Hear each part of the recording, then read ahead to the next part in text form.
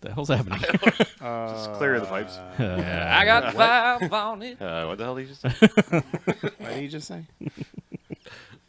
Who wants a body massage? So, Internet, we meet again. Yo, Internet. Oh, you're just back to the impressions, huh? Really, Chuck? Yeah. You're going to keep doing that Yeah. bullshit? Yes. At 2 check in. Yes. Yes. Yes. Chuck is now insulted. Doesn't work in today. reverse. What doesn't work in reverse? Chuck. Your bullshit. Just repeating somebody else's bullshit. I'm Chuck Dowley. Hi. I'm on Twitter getting Uncanny. Actually, it sounds a little bit more like this. Uncanny. Look, I'm Chuck. Hi, I'm Chuck. I'm on Twitter and I'm pissed off at everything. Mongo like Chuck. I'm Chuck, everybody. Hey, look, I'm Chuck. We're master impressionists. I haven't watched any relevant movies, but I watched Body Heats 1 through 97. Are you going to talk about Body Heat? I didn't watch Body Heat. What was Whatever it? that fucking movie's. Body Massage. Is that it? It was I watched Body Body Massage Body 1 through Massage 1 97. through 4. Who wants to watch Body Massage? I watched Warm Seductions 1 through 97. Warm Seduction. Tepid reception 32. Moist Desires. Moist Encounters. 1 through 97. Chuck. Drippy Nights. Oh, yeah, look at there. That's what we're waiting for from Russia. Yeah. Unleash Show me the Drippy P-tape. Nights. I'm Chuck, and I want the P-tape. We all want the P-tape, It's to be true. fair. It's true. I'm everyone, and we want the P-tape. Brought to you by Chuck. Who's tweeting? Did somebody tweet? I retweeted. I did it while y'all were being unprofessional. So literally all the time ever. Oh, Yeah, that. yeah. I had to hard refresh Twitter. 'Cause I'm Chuck, and I'm it's- professional. it's shitty. I think part of the Chuck impression needs to include a at the end. Sure. Regardless of which voice you do, you can be like, "I'm Chuck Dowling." I'm Chuck Dowling. Boy, Put your weight on me. I robbed a bank. I robbed a bank. That is it. I'm done making fun of Chuck. For now. Are For you now. sure? For now. I've gotten my revenge for his besmirching earlier. What did he besmirch? He besmirched my cultural awareness.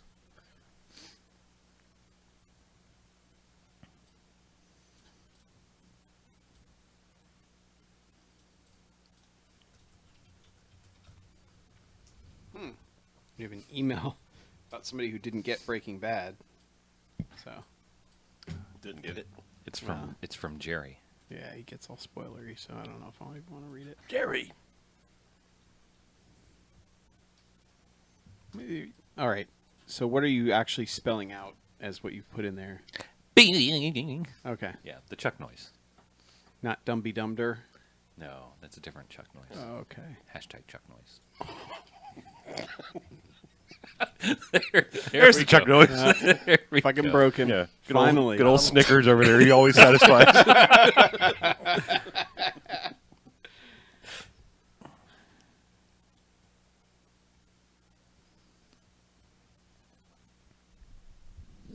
Like this, I had to slightly edit it because got way too long, but I think this is a pretty good plot summary for this one. That is long. Yeah, so I did a little editing. Okay. Trim the fat, if you will. All right. So I got rid of Rudy Ray Moore. Oh!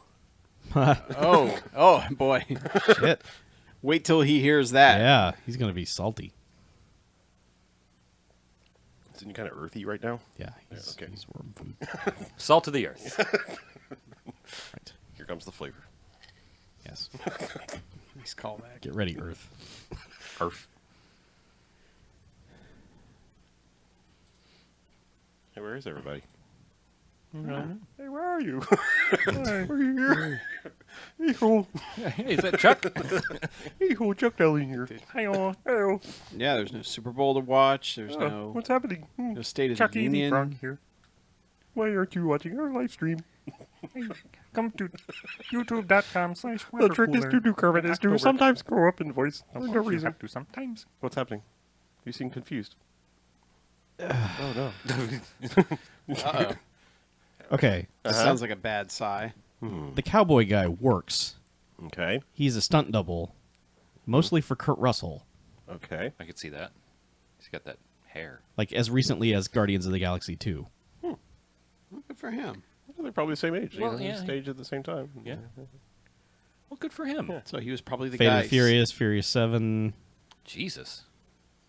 He did stunts in Anchorman. That was Johnny Casino, right? Yeah. Johnny Casino. Johnny Casino. He's Feel lucky. He's doubled Bruce Campbell when he's not doubling Kurt Russell. All right. I like this guy.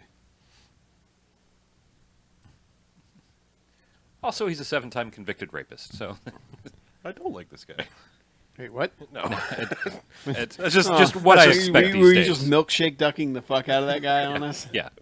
I just expect to be immediately MSD'd. He did stunts on an episode of BJ and the Bear. It all goes back around. Does it? Yes. BJ and the Bear. The cast. I'm not doing that fucking podcast, by the way. Aw. Y'all all ruined it. No, we were Why? hyping it. Nope, you ruined it. We were just workshopping We hype everything. it the shit out of it. I think everyone's on board. Yeah. Ruined it. Everyone on Patreon was just literally ready to throw money at you. Yeah. All we More need- money. All you had to say was this is a $10 show, and people would have just been making it rain. We need two things: an actual bear and a pizzeria. Yeah, that's all we need. That's it. Well, And a pizzeria that allows me- a bear in the pizzeria. let me get on Amazon and order those both. Craigslist. Yeah, you Yeah. probably have Oh those. yeah, I guess you It's need my- to go on it's- Craigslist it's- to get a bear. Just a get a little, proper it's bear. It's a little shady. Back page. Ooh. You're not going to get the bear that you wanna want. Yeah. Or am I I? mean, you Yeah. could get that kind of Yeah, bear. it's I'm like just get saying. the bear. About. Should we just do a podcast? Yeah. I guess. Yeah, Yeah. No, We don't know if anyone's no, here. Podcasts suck. Anyone here? Hello. Nope, 3 people watching, which is us.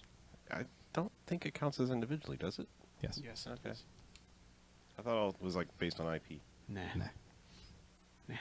All right. I'm behind like 12 proxies. Anyway, I think it goes by logins. Okay.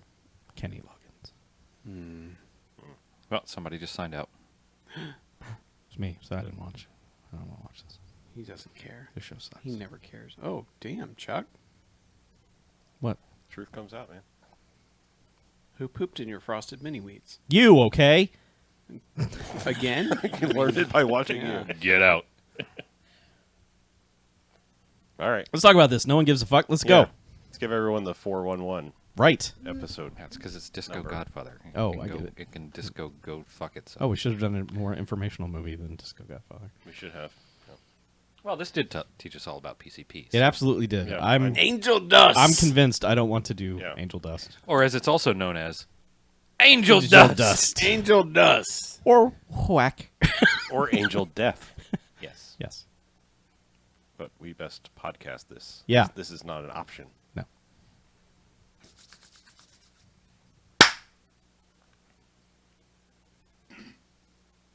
All right, and welcome to the BMFcast. Hey! Very glad to be here today. It's a BMFcast. podcast we do. Episode 411. Well, those are numbers. There. Yeah. I am Harlow. I'm Mackie. I'm BJ. I'm Chuck. And what we do each and every episode of this here BMFcast is we go and we watch ourselves a quote-unquote bad movie. Come in here and talk about it for the first half, and then we rate them. Good bad movies, enjoyable bad movies. I get 1 to 5 jocks and robot jocks. Robot Jocks. Robot Jocks. Is I like on that movie so poster much. right there. It is enjoyable. But hold up, because sometimes there are bad Hey. movies and stay away. They get a negative sliding scale, 1 to 5 bags, as in the giant bags of trash in which they belong. Yeah, Garbage. they're things that should be thrown away. Garbage. Never to be seen again. Toss them in the bin. Get out. Bad. Yep. So we find ourselves in week 2 of the 7th annual Blaxploitation History Month. Yes. Hooray! Best the time of most the year. wonderful time of the year. Absolutely. Unfortunately, week 2 brings us our probably our final. I will say our final foray into the filmography of Rudy Ray Moore. It is absolutely. There's nothing else. I thought they were like straight to video Dolomites and shit They are like that. stand-up concerts. Oh, okay, fine. That is the final Rudy Ray Moore movie that we need to cover, and that is 1979's Disco Godfather. Hooray! We're done with Rudy Ray Moore. There is Yeah. no more. Man, talk about going out Yeah, on a wet fart. if you want to know how we feel about Rudy Ray Moore, listen to any of the other episodes that we have covered. Or this one. 'cause you're already here. Dolomite, Human Tornado. Yeah. This is going to be similar to those. Or our current tones of voice. It's we're going to talk about it. First, how about a plot summary? That's what we usually do. I at the top really here. would like to hear how someone Okay. described this film. A retired cop becomes a DJ/celebrity at the Blueberry Hill Disco. All is well until his nephew flips out on the strange new drug that's sweeping the streets called angel dust, or PCP. Disco Godfather Or vows angel to dust. personally come down on the suckers that's producing this shit. That he is not a fan of the angel dust. No, he wants to know what they are on. The angel does. Well, he wants to know where they are. Yes. And what they're on. There are several lines from this that are in Black Dynamite. There is a lot of Black Dynamite that Black Dynamite took from this film. Okay. So, Sure, yeah. Sorry, goddamn. What the You hell? right there? Yeah, I should wet your whistle. just as soon as we started, it was like, Whack.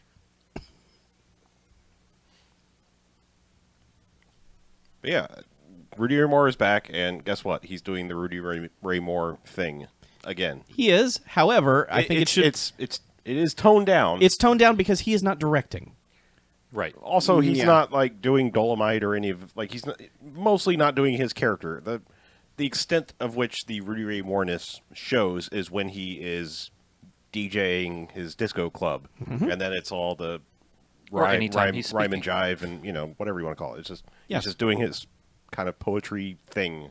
He doesn't do it in the everyday situations outside of the club, which is different than all the other movies, because he would just stop on the street corner in Dolomite and do a 5-minute routine, and then the movie would continue. Well, I mean, this one's not trying to be a comedy. No. No, It is trying to be a serious drama about the dangers Very of serious PCP. drama. Angel AKA Dust. Angel Dust. Angel Dust. Yes. AKA Angel Death, AKA PCP, AKA Whack. AKA Whack, AKA AKA Angel Dust. Angel Dust. I will say, as a man, I bet like literally every podcaster in the entire history of everything always says I will say. Too much sugar, I think, tonight.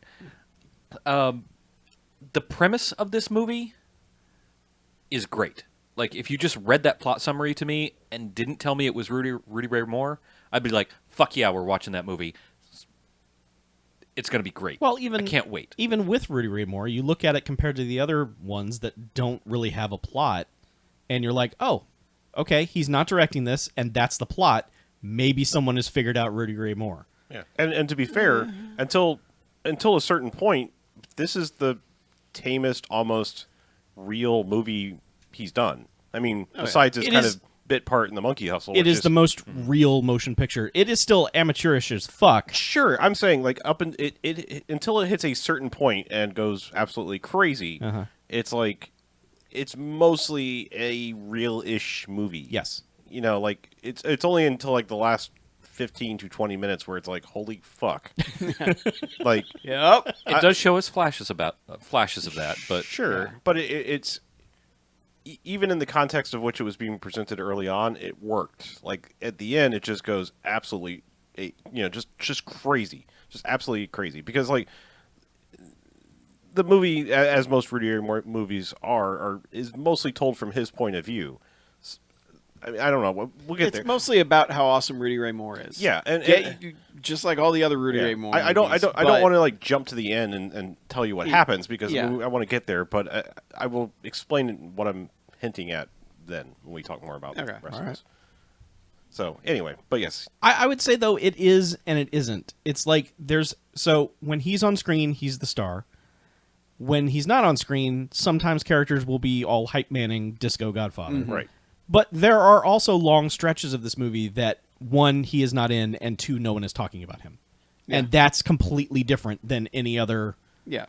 Dolomite movie. Which is because he didn't direct it. Exactly. He didn't write it. Yeah. Someone else was like, "How about we just put some other characters in this scene?" Yeah. And they're not going to talk about you. Yeah, which Poochie. like I guess we should start at the very beginning of the movie because like first off the title sequence is pretty fucking rad. Like it comes out and Yeah. like it's like it seems like it's going to be like a 3D movie. I mean because it's like disco on one side, Godfather on the other side, and they're kind of like going back into the Yeah, Yeah. like a disco ball flashes Right. in the middle of them, and yeah, and we're off. I mean, obviously then just names and music while all that's Yeah. happening, but then it's straight into the disco club and it's a happening night and $3 cover. Yep. People are like, "Fuck yeah, Expensive that's a as bargain." yeah, $3 cover in 1978. Yeah, I was back up one year. We were Right. talking about when the movie came out, but still, it's like that's pricey. I think like that's probably like 6 gallons of gas. So I think we figured out back at one point in time. Yeah, something like that. Yeah.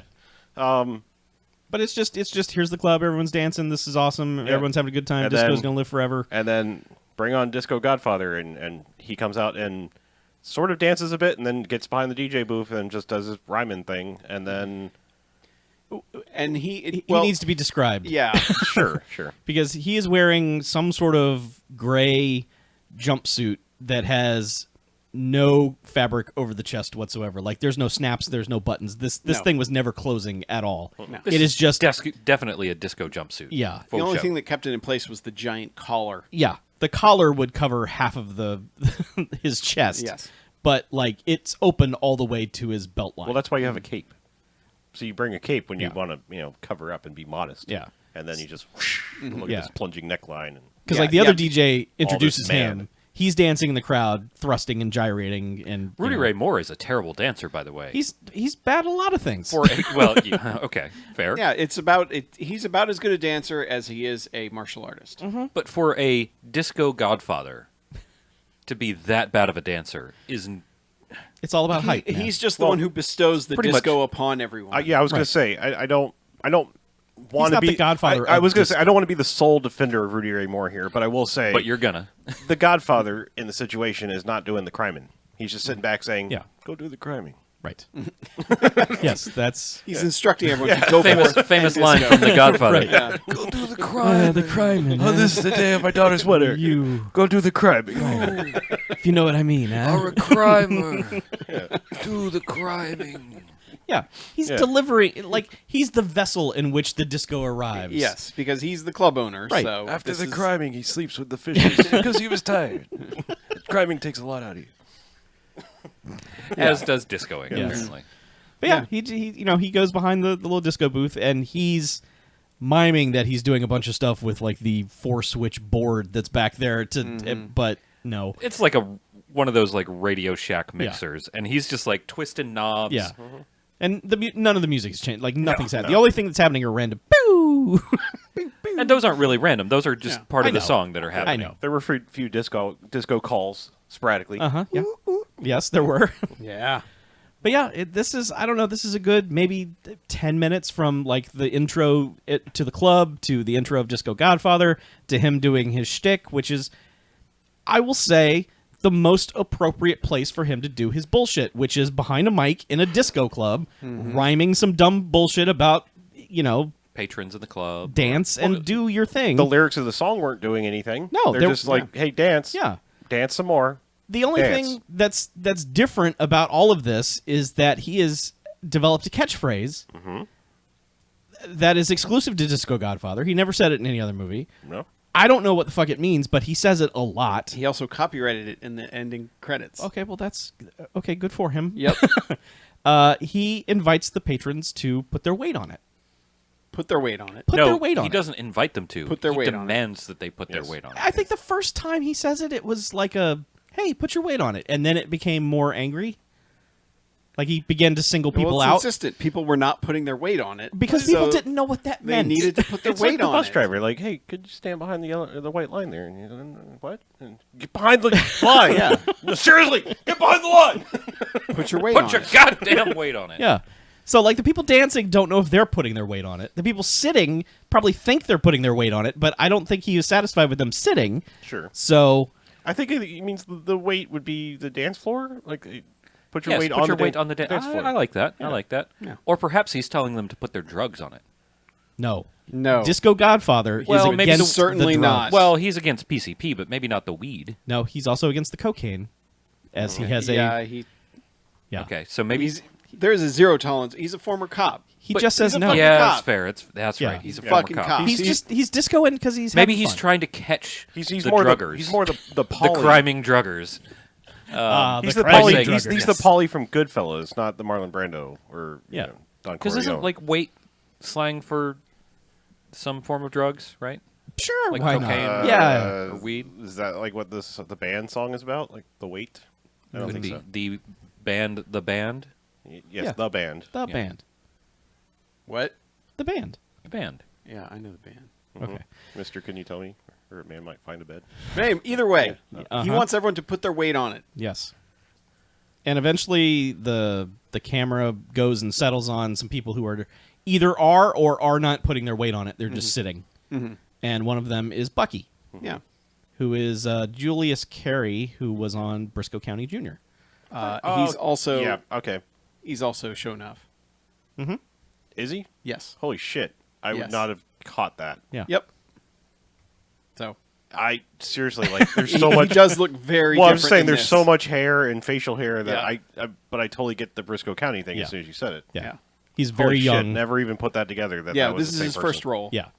As Yeah. Bucky. No, I'm like that's fine that he's in this movie. Yeah, I'm you're saying, shook my now. mind is blown that the guy from Briscoe County Jr. was showed up. Oh, that did, okay. Yeah, all that's right. what I'm saying. I never put that together. But that's what. Yeah. That's a hell of a connection Yeah. right there. Yeah. Fuck. Okay. Yeah. So he is the Disco Godfather's nephew, Yes. and he is a basketball star. Yes. And he, He gets coerced by some friends to come out to their car. well, he's hanging out with his lady, and things are going well, and he's making out with his lady, and all of a sudden she the lady's wants like, to dance, so they dance for a little bit. Yep. And then they go outside, to where which they're... she- She just accuses him immediately, before she even gets him to dance. She's like, "You're not dancing with me, baby. Why aren't Yeah. you dancing? Like, you're smoking too much of that stuff." And Right. he's like, "No, baby, it's Nah. cool. I just want to. Yeah. I just don't feel right. I want to chill out." And she's like, "Dance with me." And he's like, "Fuck you. I'm gonna go smoke some drugs." And Okay, but we we're just- still thinking Yeah, it's weed. because I mean, like this.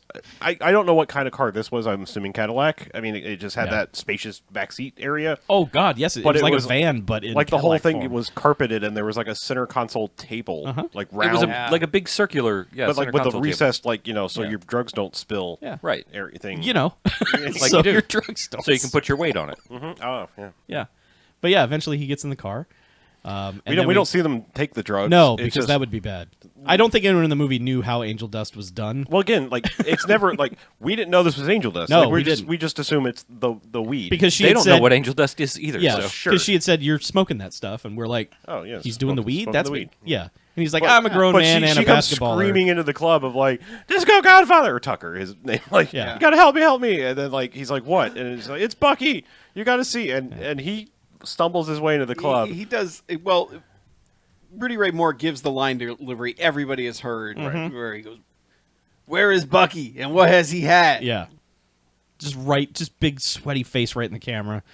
Yeah, and eventually he kind of stumbles into the club, and Bucky also stumbles into the club and is basketballing, and we're like, "Man, that guy's high on weed. That's great."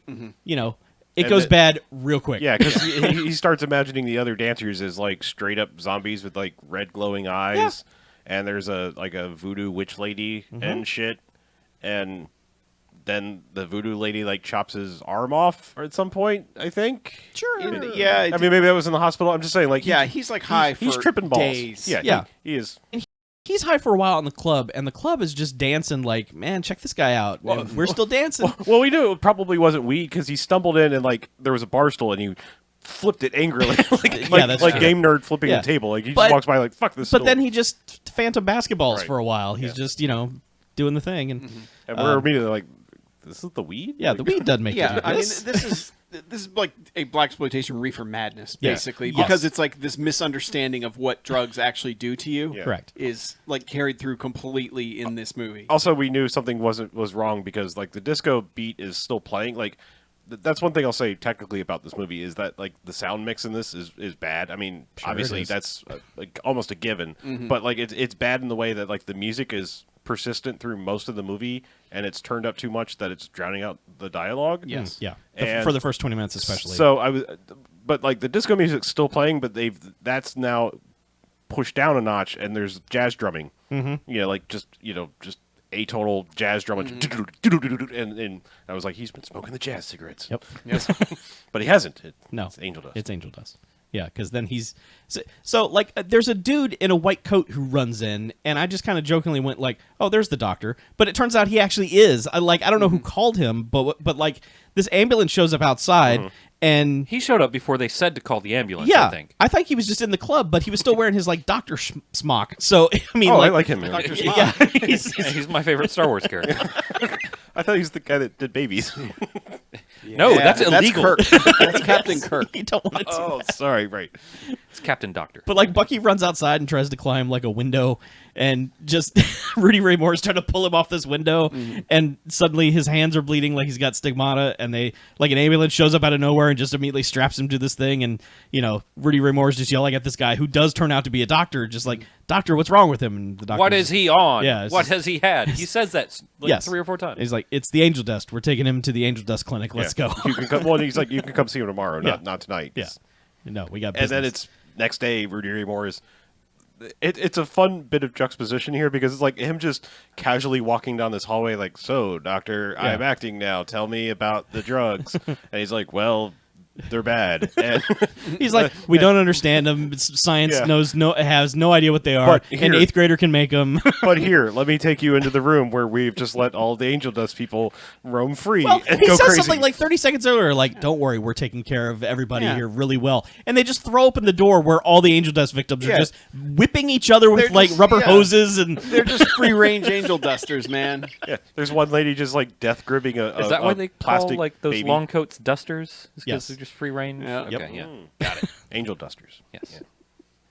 All the cowboys but were yeah, high one and girl's rocking back and forth holding a little baby doll. Where it turns out her backstory is she cooked the baby in the oven, Her 4 actual month old, baby, yes. and tried to serve it to her family. who were understandably horrified. Which we kind of get like the flashback, like because they do the flashbacks in like pitch black rooms, Yeah. spotlights on just the characters that are in there. Yeah, like and a it's black box theater yeah, style lighting. and thing, it's the yeah. family sitting at the table like, oh my god. Yeah. And yeah, so she's rocking a baby. There's a white dude who's just curled up in the fetal position, and he's like, yeah, well, he imagined he'd regressed back to being a baby in the womb or something like that. Yeah, and the doctor also says he's been here a year.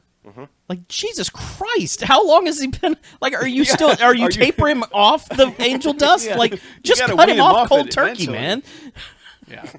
It's like, why are you still giving it to him? Look, I guess like the you started off. implication is like not even once, man, because you do it once and you're a fucking vegetable now. He started off with the angel solid, and they've been tapering him down to the dust. Oh, okay, yeah. It You was just just gotta a big, chip away It was at a it. big chunk of angel, Yeah. and then it was like, oh, down to the dust. You just chip Yeah. chunks of it off until you got nothing but dust, and then Yeah, it's, that's how it it's all works. gone. I Yeah. know about the drugs. Okay, Yeah. I can tell. I know about Yeah, the and drugs. then there's the woman who's just like whipping somebody else Yeah. or the something with a. Yeah, but they're not like out or anything. It's just They're not it's- being taken well care of. That doctor lied. It's the cuckoo's nest for angel dust people. Yes, you know, yeah. it's just like, okay, I guess you don't seem like you're okay to just be roaming free. But they go to see Bucky, who's strapped down in a bed, and Disco Godfather's just staring at him like, come on, Bucky, you can get out of this. And Bucky is alternating between totally freaking out and kind of being lucid, but it's just whenever he needs to answer a question, he will answer it, but then just trip right back into whatever bullshit. Yeah, where he's worried about his arm because the demon lady cut his arm off, Yeah. and he's like looking I at it can't on play. the floor. Yeah, and then he Disco looks at his Godfather's hand like, and it's there. right there. Yeah. You have your hand. Yes. What? So I mean, it's like this stuff's supposed to be played dramatically, but you have Rudy Ray Moore stumbling his way through it, Yeah. who like is incapable of. You have most of these people stumbling their way through it. This is not a And collection of excellent actors but impugned by but Rudy Ray Moore. Moore is like in his own class. Yes. Because he is whatever he like his whole thing that from every other movie, it's still here. Yeah. Like his delivery is still the same, where he's just kind of like shouting his lines at people, and It seems like Rudy Ray Moore is always the worst at whatever he's doing, wherever he's doing it. yes, Tell us how you really feel. this is no, he's not wrong, I mean, and that is I that- feel that bad is- saying That's that an about interesting a fellow human. hypothesis. Well, you Let's know go what? with that. That is the curse and the charm of Rudy Ray Moore. It is. Like, if there's somebody doing kung fu, he's the worst at it. if he's also doing it. If there's somebody delivering lines, he's the worst at it. Yeah. He's Yes. kind of okay at doing that. Well, I don't know. He's probably the worst at doing that sort of poetry rap thing as well. He made a career out of it. Yeah. Somehow, good for him. He made movies. A lot of people think he's awesome. So, I don't know. Might have been the Angel Dust. That's probably what it was. Yeah. But he goes to the police station. And Or he basically, well, I think he offhandedly said to somebody, like, I'm going to get my old job back or Yeah. something like that. Yeah. And yes, he rolls into the police station, and we learn that he was a former detective, I guess. something. He wants he's back just- on. and He he's wants just to like be a on. former police. Yeah, he wants to be back on a provisional Provisionally, basis and Because he wants to take out this angel dust. right. And like all the I cops, know literally nothing. I'm going to solve this problem now.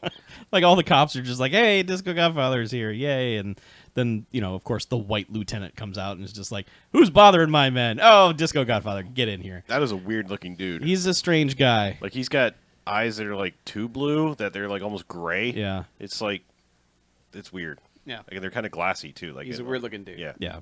But Disco's basically like, "I want the case," and the guy's like, "You got it. Get out of here. Go solve the case Follow of the Angel rules. Dust." Yeah. Goodbye. And then like the lieutenant just turns to the camera and just starts hyping Disco out of nowhere. He's just like, Oh yeah. I can say two things about Disco Godfather.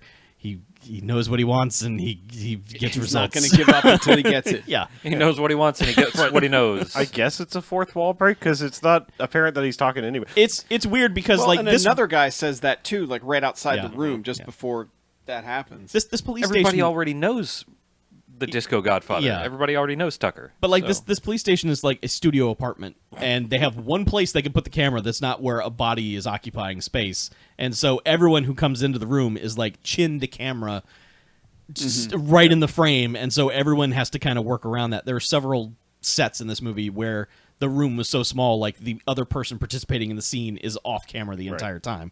Yeah. And that's why I was saying maybe it's a fourth wall break. Yeah, I don't know. he might have been talking Yeah. to someone. He might have been talking to the guy who then also turned to the camera and said, "Yeah, he But gets results." there's one cop that's kind of like, everyone else is kind of happy to see him, and there's one guy who's like very obviously like, oh yeah, why don't you go back to your club and stuff? And it's like, gee, I wonder if that's a dirty cop, because it's so telegraphed. Yeah, Spoiler, Cause, it is. Yeah, because around now we're introduced to Stinger Ray, who turns out is the one running all of the PCP operations in yeah. town. He's He's also trying to start his own basketball league. It sounds like what he's doing is that he sees the market in that there are a bunch of dudes who try out for the NBA, don't make it. They're angry and hungry, and therefore he's going to snatch up all those guys and make a ton of money. Hey, spoiler alert, that shit doesn't work. Well, that's why he has a side job selling angel dust in the community. Yeah, I mean, and the is way true. that's presented too, like I was like, so did he get Bucky hooked on drugs just so he could get him into his league instead of the NBA? I mean, Spoiler, yes. okay. Is that I never Yes, understood. No, all right. Yes. It's Okay. much later in the movie, but when they confront Bucky's friend who pressured him into taking the drugs, he says, what's the guy's name? Stinger Ray. Stinger. I Stinger was Ray. Stringer, but Bell, but No. Stinger.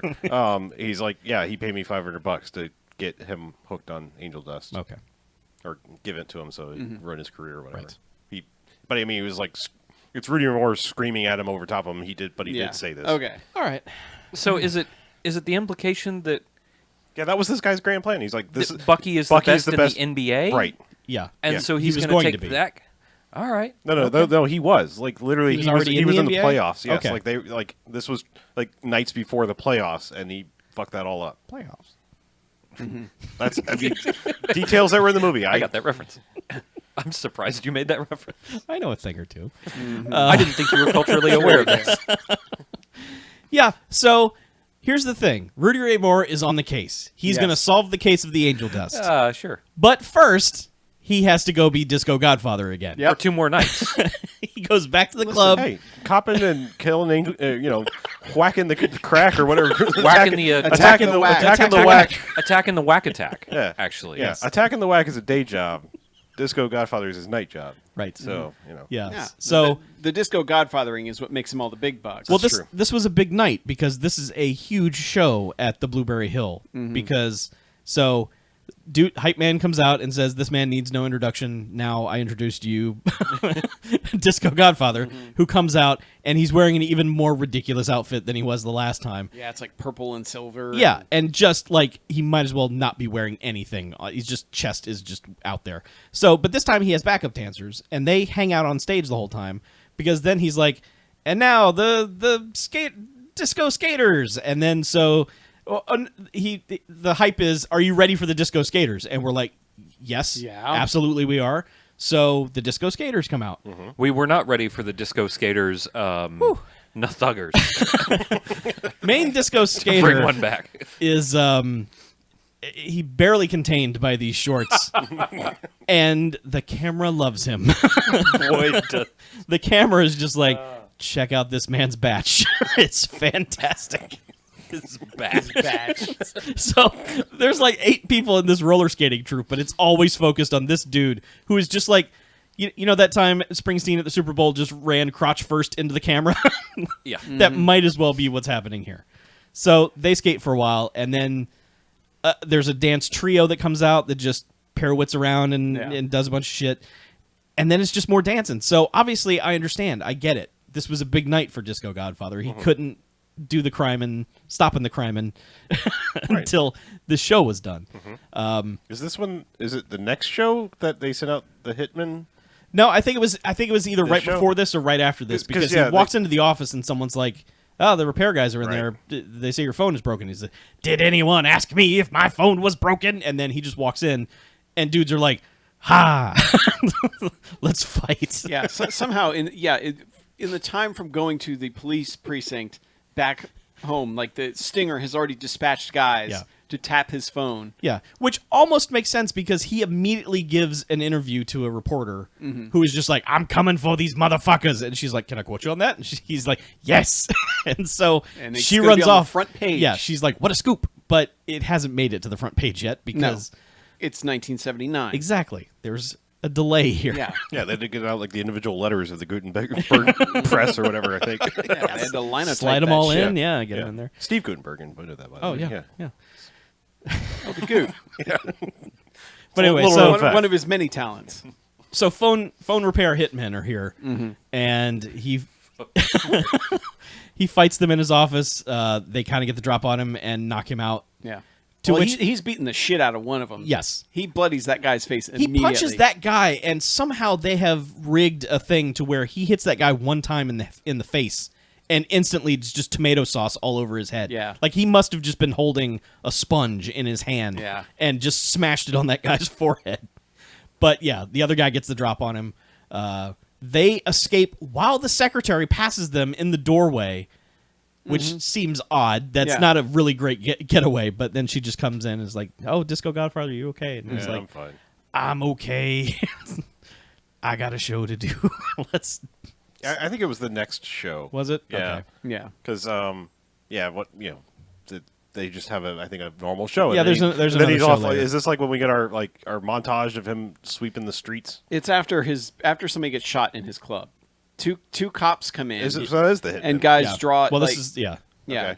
Guys suddenly draw guns and it's kind of chaotic, but the film freaks out and. yeah, it's Yeah, they came to kill. Well, he in like Blueberry Hill. he jumps over the DJ booth and is just like he goes into DJ vision and is just like looking at their badge numbers and zooming in is like a badge 143, badge 1, and he's just like, "That what does that number mean? That number means something.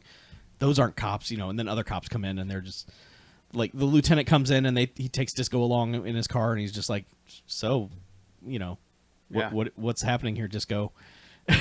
yeah. I thought we were gonna play this by the book. Yeah.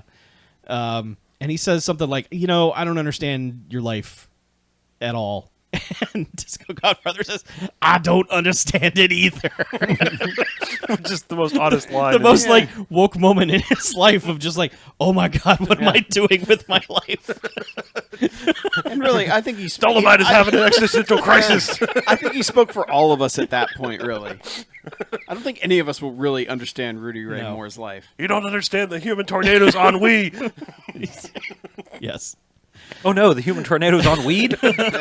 No, angel dust. No, that's Petey Wheatstraw. Yeah. Oh, But- yeah, Petey Petey Wheatstraw. Wheatstraw. But there's been like a rally where they, They just have a bunch of people come and speak about their experiences on Angel Dust. The woman who is leading this rally fucks up the name of this group every single time she says it.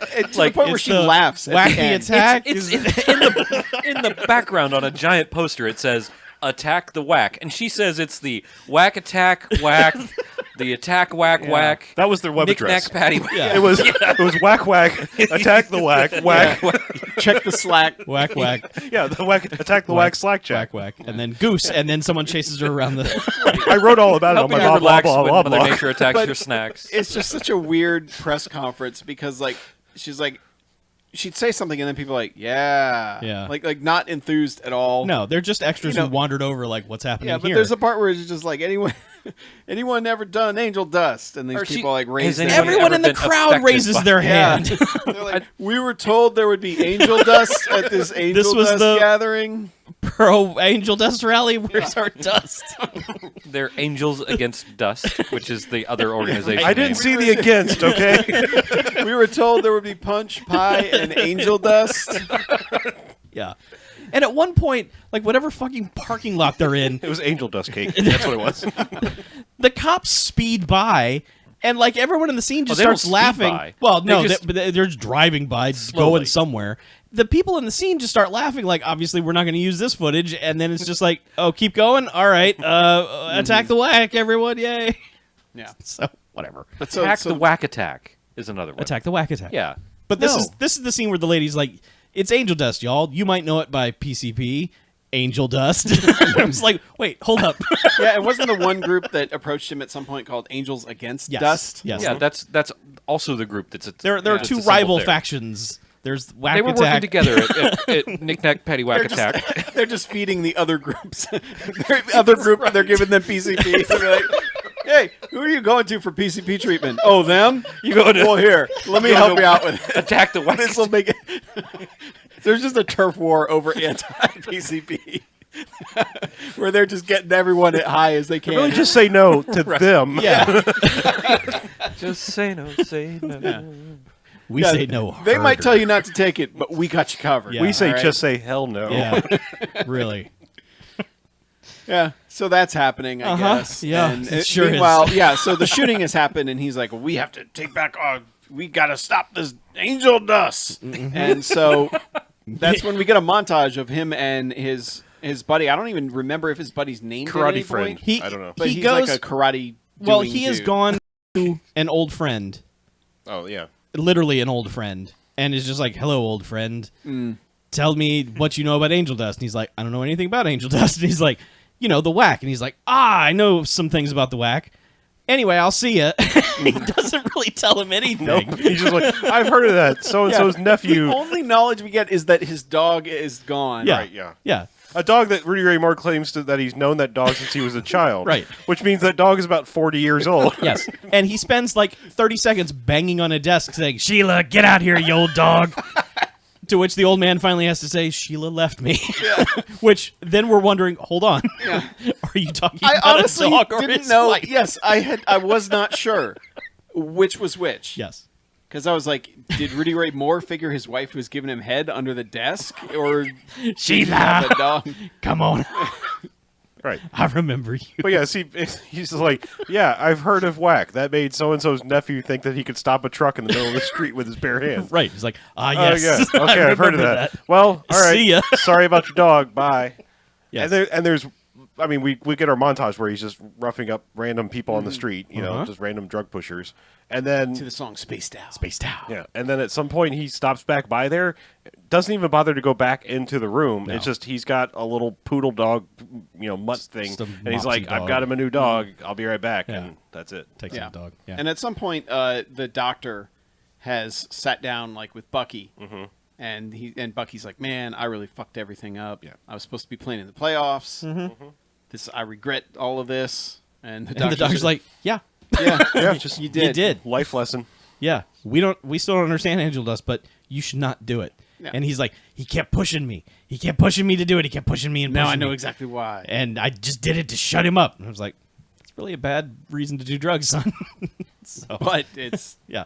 it's a common reason to do drugs. Meanwhile, throughout the entire movie, down the hall, there is a girl who is on PCP, to which the entire congregation of a church spends their entire rest of their lives walking around this girl's The bed. next like 3 weeks. It Yes. seems. Yeah, in like a prayer circle. Yeah. that just is constantly It's like rotating around. It's like her. a cakewalk, Right, but the with music prayer, never stops. and the music never stops. And the purpose is to exorcise the demon, not get a free kick. Right.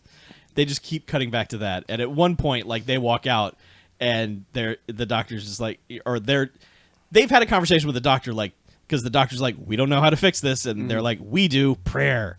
And so later they come out and go, it's not working. And the doctor waits for them to walk away and then just kind of yells at somebody, maybe God, I don't know. But he's just like, show me something, fix this. And then walks away and you're like, who's he yelling at? So anyway, that's going on the whole time and then comes up at the end. Eventually, Rudy Ray Moore and his karate friend go to a bordello / pimp's house, I guess. Kind of like this is the guy who's been distributing Yeah, the obviously drugs. this has got to be the Yeah. guy in charge of it all. Yeah, sweet meat. Yeah, sweet meat. He goes to meet sweet meat. Goes in and like so karate guy takes the lead and walks in and is kind of sizing up everybody. And then out of fucking nowhere, this other karate man. No, he comes through the door and punches like 2 dudes out. Okay. And then comes like rounds the corner sort Yes. of, and then they're like, "Oh, you karate guy, we have our own karate guy on standby." Get down here. And this guy comes down. Oh, So he's got the Fu Manchu mustache and he's fucking ripped. And he says, I don't know, he says like one line in just the like, now it is time that you and I will fight. And And the dude's like in the constant flex. yeah, Like just yeah, just he's yeah, Top Gun volleyball flex. yeah. And then Rudy Ray Moore comes in and is just like, nah, let's talk this out. and he just names everybody. He's like, "Yeah, you're here from New York. You're Yeah. here from Chicago. Like, He knows- you're too cold for Detroit. What are you doing here?" Yeah, he's pointing out all the ladies, and then he's like, and you're the most notorious shoplifter in the world. And it's just like, the fuck, where did that come from? What does that have to do with anything? She's like, hey, I don't. He's like, You shut up! Why'd you single me out? I mean, Yeah. seriously, my criming is the lowest on the tier. Yeah, I steal like snack crackers. yeah, But she's notorious for it. yeah, but sweet meat is like, hey man, we don't mess with that stuff. Yeah, I, seriously. I got a very different trade Yeah. that makes me plenty of money. I don't need to be messing with I'm that. in the shit. oldest profession on earth. His like, argument is fucking sound. It's like, why would I want to kill my clients when I can keep them coming back, fucking my girls? I'm a smart businessman. The angel dust thing is fucking stupid. We don't mess with that stuff. And for 95% of it, Rudy Ray Moore is like, that makes sense. And then Karate Man comes over because someone has put a hat on top of a Saturday Night Fever album that has a pile of cocaine on it. Oh man, it's a small mound. It's an amount. It's a big enough amount to where Rudy Ray Moore picks up this album and says some rhyme, and then just fucking blows the cocaine out into the room, which is a bad idea. Now everyone's getting high, including Rudy Ray Moore. yeah. But yeah, He blows that, puts the album down, and walks out. And immediately they all dive on the floor to snort up everything yes, on the they floor. do. And then like their karate dude is still in the background flexing. He's just like, oh, I'm so ready. He knew why he was there. Yeah, it's like, dude, chill. Do some blow. It probably doesn't come up very often. And he Yeah. was like, "My time is now."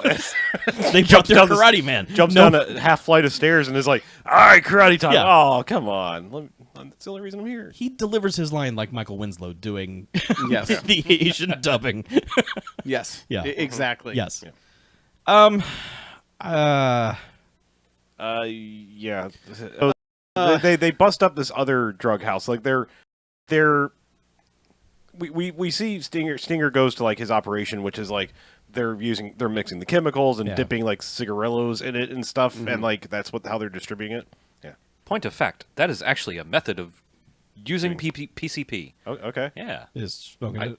Yeah, you dip cigarettes or joints in it and let it dry, and then you smoke it, and you get fucked up. And then you get the demons prayed out of you. Yes. I feel like angel dust is the one drug that everyone pretty much collectively watched that after school special and was like, yeah, no, that's bad. Let's not sell that.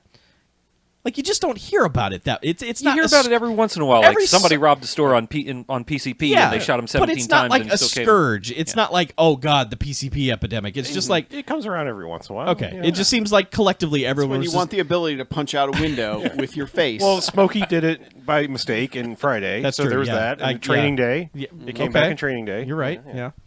I don't know. It just seems like there was a nice gentleman's agreement for a while. Yeah. To Well, where drug dealers were like, It's a good nah, boogeyman man. drug I- because yeah. nobody does it. Also, I think it's like it's one of those things where it's like Except someone me. thinks they're just doing the weed, and it's like, oh, but no, that's angel dust. Oh, Oh, it's shit. laced with PCP. Ah, so, you know, what have I fucks. done? right. Yeah, it's just that way to like, But That is the best explanation I've ever heard. Oh god! Yeah, this shit's really catching up with me. Oh no!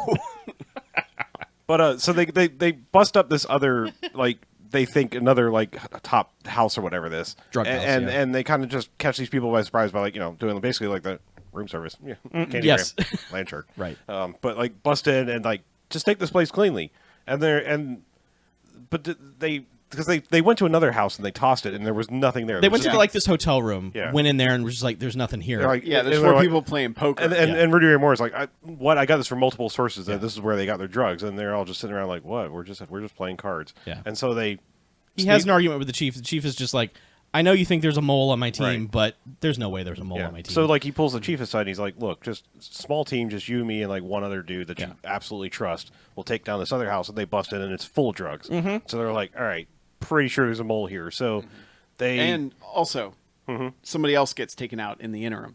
oh right, yeah, they, Yeah, because Rudy Ray Moore goes home and he just can't settle down because this is after the bust that goes wrong with just the poker Right. game. Yeah. And he just can't handle it. And all of a sudden he wakes up and he's like, God damn it! no, he just throws the sheets off of him and he goes, "Shit!" Yeah. Which is how I wake up every morning.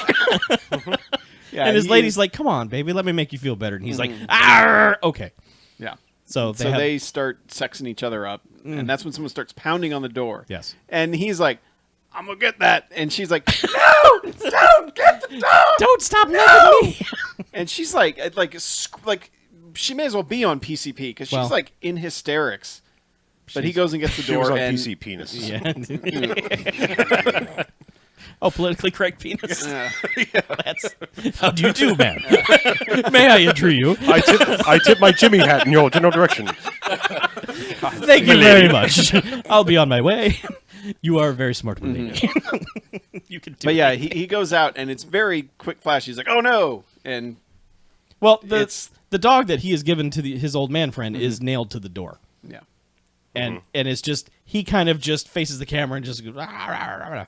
Yeah. So but then goes and then they're Right. they're zipping the old man Yeah. up in the body bag. and that's when he has the argument with the chief. The chief is just Yeah. like, "I know you think that there's a mole on my team, but there's not. I'm telling you." He's like, "Let's put it to He's the like, this test." guy didn't do anything. He's like, you, me, and like one other dude Yeah. you absolutely trust. We're taking this place down, and Yeah. they take it cleanly because they, like I said, they land shark their way into they into the door Yeah. and just catch these guys by surprise, and all the drugs are there. They catch one guy who's wearing like a Shriner's hat or something, and like Rudy Ray Moore dresses this guy down like he is just the most like I'm the most disappointed in you character we've never seen before. And the guy's like, "Yeah, you're right, you got me." And he sits down, and then like That's when- there's this kid. That's when they bring out the kid. Yeah, they the bring one out the kid. that gave Bucky the drugs earlier. It's like this kid's on the drugs, and he just Rudy Ray Moore's at him to get the truth out, which is just like, Yeah. He's why like, I did you have do that seen to you at the club. Yeah, why did you do that to Bucky? And he's like, gave me $5 to do it. He was, yeah, he's gonna Stingray. ruin his career so he can pick him up cheap Yeah. or something like that. Blah blah blah. And then and he's like, all right, I got a plan. Yeah. And the plan is call everyone in your team, tell them there's a bust that was going to happen tomorrow. Yeah. That they already Doing it did. now. We're doing it right now. So get down here. Mm-hmm. But they only called the one guy. That's all they needed. Yeah. They Well, didn't have They knew. they knew, or they just didn't bother filming the other people Yeah. getting called. I think he kept saying like 143, 143. yeah, he did, And was like, maybe it's- start to it's- piece together that it's was the this guy's guy. badge number. Sure. Yeah. But they Maybe. he calls that guy at home. He's like, "Oh man, it's my day off." All right, So fine. I'm we'll laying give in you bed double with this white time, woman. Yeah. and you have tomorrow. Yeah, you have an off. hour to get down Yeah. here. So that guy hangs up the phone, immediately picks it back up, and calls what he thinks is what he knows is the house number, which is where they're at. But no caller ID or anything. No one knows where anyone's calling from. The 70s were a wild time. So he just calls back and goes, That's why they were a wild time. yes, and the angel dust. AKA PCP. Angel dust and no star 69. What are you going to do? But so he immediately calls back and doesn't even wait for anyone to say hello. He's just like, the bust is coming. You guys got to get out of there. And the chief is like, yep, all right, it's that guy. Yep, so that guy just shows up like, hey, aw. Well, I thought you needed me, and they're like, we need to talk. We're very disappointed in you, Stan. Turn in your badge and gun. They don't even say that. They're basically just like, we knew it was you. You broke Oh, he our does. hearts. He does say, "Give me your badge and your gun. Yeah. Come on, Give we're me not a even going to shield." talk about this." And then apparently they send this fucker home. Just sent him home. They're like, you're going to timeout, mister, for being Yeah. a rat for the PCP Yeah, mob. you jerk. Now go home and think about what you've done. Yeah. Which he does. He goes home and gets in the tub and thinks about what he's done and murders himself. Yep. But yeah, because we have the slow, like the alarm goes off. The wife hits the, turns the alarm off, goes in the bathroom, and then screams because she's found him. Yeah. And And then they're just like, oh, well, Yeah. that sucks. yeah. And meanwhile, Stinger is at the last operation. I Oh, yeah, guess. he's and, like, and he's like, burn this motherfucker. Yeah, out. just Yeah, he's get it like- all. Just burn it. Set it on fire. yeah. And he's also like, Disco's we need to take out Disco. Yeah. Like it's time. Which, look, the amount of chemicals that are probably flammable that they're dumping into tiny little plastic buckets. Yep. Just set the whole fucking place on fire. Yeah, I don't it's know gonna what they happen were doing. anyway. I don't know what they were thinking. Like, just burn it in those particular buckets? Just set or, the building on Yeah. fire. I'm saying, like, that was going to happen. Yeah. And the way he Yeah. was burning papers on his desk with the embers Yes. going everywhere, I was like, just set the fucking building on fire. Yeah. It's all going to be an inferno in a second It's anyway. it's just a garbage warehouse that nobody's using anyway. Right. I'm sure. That's why in- there's a drug facility right. there. Factory. You can say factory. Yeah. Drug factory. Drug factory. Used to have one of those in the mall. But yeah, but yes, they're trying to Just burn buy 'em this by the thing pound. down, and then Rudy Ray Moore shows up with his karate partner. Well, Bucky is gone, and basically, like, I'm trying to remember, is it Well, other they- cops? as soon as they like, he's Rudy Ray Moore goes back to the club. yeah, he goes back to the club and And that's when- immediately gets accosted By by the Cowboy. cowboy. Shit, yes, sorry, you're right. Yes, Cowboy. Now, look, we're saying cowboy, and you might be wondering, like, come on, what are you guys on about? No, the guy's literally dressed as a cowboy. Boots, hat, he has a whip. like he has like a gun six-shooter. six Yeah. shooter on the hip. Yes. The late 70s, you basically were wearing a costume Yeah. wherever you went. I mean, he's Don Cheadle in Boogie Nights. He's Yeah. he's got his cowboy look. So this dude just shows up and he's just like, aha, Disco Godfather, I have you now. Come with me. And Makes him drive him around yeah, town. because they shove the other two dudes into the club and tells Rudy Ray Moore to lock the door, which is just put a bar across the door. Those two dudes immediately run through the back door full speed, get in a car, and are going to start following them until the cowboy's like, tell them not to follow us. So Disco waves them off, and they drive off somewhere. The cowboy guy just drives him to an alley and pulls out his whip, and he's just like, my orders are to kill you, but I can't get off unless I do this first. And just starts whipping him. Yeah. To which, so Rudy Ray Moore tries to go for an ankle gun, and that gets whipped out of his hand, and then he just grabs the whip and pulls that guy towards him. No. Hold on. Let's Just let her pull it towards him. like it's in full whip motion, Yeah. which he catches, like does the wrap it around the hand a couple times, yanks this guy into the cement wall behind him. Again, just giant blood pack. Yeah. On the wall. Yeah. And then dude falls down and looks like he's probably dead or on his way, but no, he just stands on his neck and like. Well, he starts to Supposed say to reach like, for the gun. yeah, Yeah. and then he just like, nope. he just steps on his neck and says, "You stupid you stupid son of a bitch." Yeah. Yeah, cracks that guy's neck. And Yeah. So then he drives off to Stingeray's house. Warehouse. right, Yeah. yeah.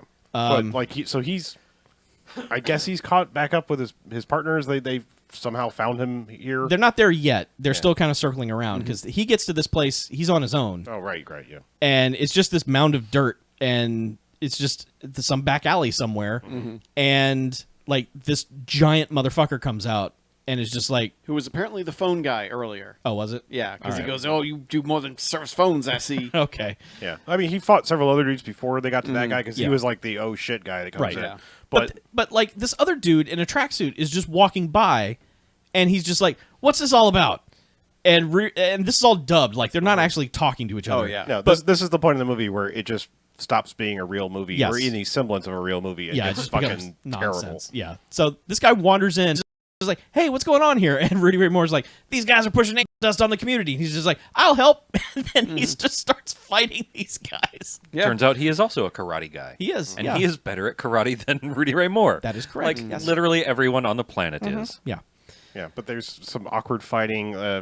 Bucky is showing up and grabbed. I don't even know who those two dudes he grabbed were. Like, if they were other cops or what. But he's basically like, I'm going with you. No questions asked. Yeah. Like, Maybe those were the guys who worked at the club with Rudy Ray Moore because they Maybe. told him, they're like, yeah, they took him, man. Yeah. Yeah. And he's Bucky's like, we got to go. I'm save on this. him. I'm riding with you. Come on, let's go. Because he's got like a shiny silver tracksuit jacket on now too. Yeah. And, It's my I Beat PCP jacket. it is. Yeah. It's Yes. silver medal. Yeah. PCP got bronze. Yeah. Yeah. And Rudy Ray Moore is now dressed like a Green Bay Packer fan. He's just wearing a he- green and yellow jumpsuit He is. Yeah. and a knit cap. Because So- at one point he walks into a house just calmly, and I was like, because he comes in like he's selling something. I was just like, I'm here today to talk to you about Brett Favre and Frozen Do Tundra. you at know Lambeau Brett Field. Favre? Vince Lombardi. Yeah. So he and the tracksuit man eventually fended off all the people outside. Well, yeah, he fights off enough of his guys, and he tells tracksuit guys, like, take care of them. Yeah. The See guy's ya. like, all right. Yeah. And then And so he goes inside. yeah. And this just becomes a house of horrors. It's just Well, he meets a giant dude who's just grunting and Yeah. wearing chainmail. yes. What was his? He had a nickname: the Destroyer, the Deathbringer. the Demonizer, the. Stinger Ray is Executioner? yelling at this guy over the intercom as like alarms are going off and all this ridiculous nonsense. But I think they've just fed this guy PCP the whole time and kept him in the basement in case Disco Man. Godfather ever showed up. I know how that goes. So, like he throws stuff at this dude's head and it just bounces off and he grunts, and it's just like, oh man, he's never going to defeat this guy. And that's kind of true. This guy almost bear hugs Disco Godfather to death. Yeah. And then they take him to a torture chair where they've put a gas mask on him. And this is just like, okay, We're just piping PCP in through just the gonna- gas mask. You're just going to suck up all the PCP. It's actually Enjoy the way it. I prefer to do PCP. That's probably the best way. Yeah. aerosolized. It's good. Yeah, it's nice and smooth. Angel Mist. But eventually he wakes up just enough to start choking this dude with his feet. And he says, I'm going to kill you unless you take this mask off of me. And eventually, I'm gonna break your neck. and eventually the guy's like, okay, I'll take it off of you. And reaches back and does it, but it's too late. Yeah, it's over. Yeah. He's been fucking angel dusted. And good God Almighty, like the next 5 or so, I don't know. It feels like next hour. It's the next 10. It's the last 10 minutes of the film. This becomes Forbidden Zone levels of shit. Yeah, Just frantic bullshit. Yeah. because And I mean, I hate it. it's Rudy Ray Moore acting like he's on PCP. Mm-hmm. Quick cuts. Voodoo Lady's back. Every other weird like makeup effect person they have is in this. Like things that don't even make sense. Like not even like, oh well, that's so and so, but now they're no. It's too quick to like, try to make any sense out of anything that's like popping up on the screen for half a second. At one point in time, he sees his mom, and then does. his mom turns into his aunt, which he hates. Yep. I don't know why. He tries to murder her. No backstory. No. And then that becomes She Stinger. turns into a cobra at some point. She Yeah. turns into the Take On Me video is what happened. She Oh, yeah, becomes, then they- she yeah. becomes animated. They hand draw over and a her, snake yeah. a snake comes out of her. Yep. And then he freaks out and freaks out and freaks out and eventually he's just like, I hate you, Aunt Lady. But then that becomes Stinger. Yes. But he's not even Stinger because he's like strangling a pillow, maybe, or is it actually? It's shot so that you don't actually see if he's really strangling Stinger or I not. think he is. I think he was, but when they go to the next shot, when Bucky runs in to stop him, there's nobody there. He wasn't like the guy wasn't The guy just wasn't there that day because Bucky says you're gonna kill him. right. Because they pull Rudy Ray Moore off. And he keeps talking like he's going to talk his way out of it. Like, Yeah. this is all in my mind. Like he's just gonna fucking use the power of disco to obliterate the angel dust within him. And the thing about this movie is that you think that's gonna happen, but like earlier there was a scene in the club where a reporter comes in and they're interviewing the disco squad, and it's just all the dancers there. Disco squad. And I heard that and I was like, okay, this movie is gonna end with the disco squad, right? They're gonna show up and fucking use the power of disco and eradicate the angel dust out of this. It's the same thing with like Breakin' 2. You figure they're gonna save the rec center with the power of dance, and no, they just use bulldozers. But Yeah, so Rudy Ray Moore is screaming his head off, and the good guys are there now. It's like, dude, it's over. You're fine. Yeah, we're gonna take you to the hospital. Yeah. We're gonna be all right. He's like, you're not taking me anywhere. Yeah, he's just like, no, rah. And then it's just freeze frame on his crazy face, and then cut to fucking credits. Also, in the middle of all this bullshit, they exorcise the angel dust demons from the girl. From Yeah, that was earlier. intercut with the rest of this. Yeah. Like, we were thinking, okay, if they've rescued that girl, maybe that will end this scourge. Okay, so it There gets- are roughly 10 times more cuts in that scene Yeah. than if you added up the preceding an hour and 25 minutes before it. Yeah, because like when she's suddenly like miraculously cured, the minister priest, he wasn't a priest, whatever, but like he kind of keels over and is like, "Did that guy die, or is he just exhausted?" And then like, It's been 3 weeks. Oh, yeah, and they Well- treat it like it's an exorcism. Yeah. It's not like they cured PCP. right, and then it's like, then it's also sort of maybe implied that like all her demons went into Rudy Ray Moore too. Maybe, Yeah. I don't know. It's like I'm saying there are so many ways you could interpret this bullshit that like it's you know. You decide. Well, all right, here's what I was alluding to earlier that I didn't want to say because it gets to this point. Besides the ending just being straight up bad, what I was getting at is that like most of this movie is told with a Rudy Ray Moore perspective.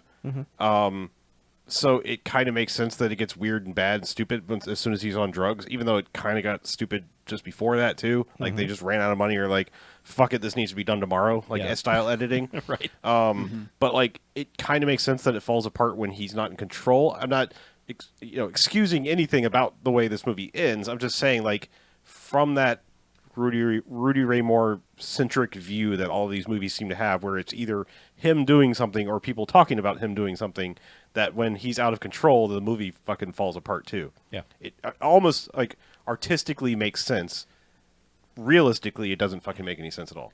I can see where they may have come into it with the idea that they were going to do this thing. But Yeah. they failed. Execution, yeah. Anyway, that's just my one Yeah. take on like why it might have almost been intentional that it just becomes batshit crazy broken at the end. Well, you can't accidentally do that, right? Can you? Maybe, I don't know.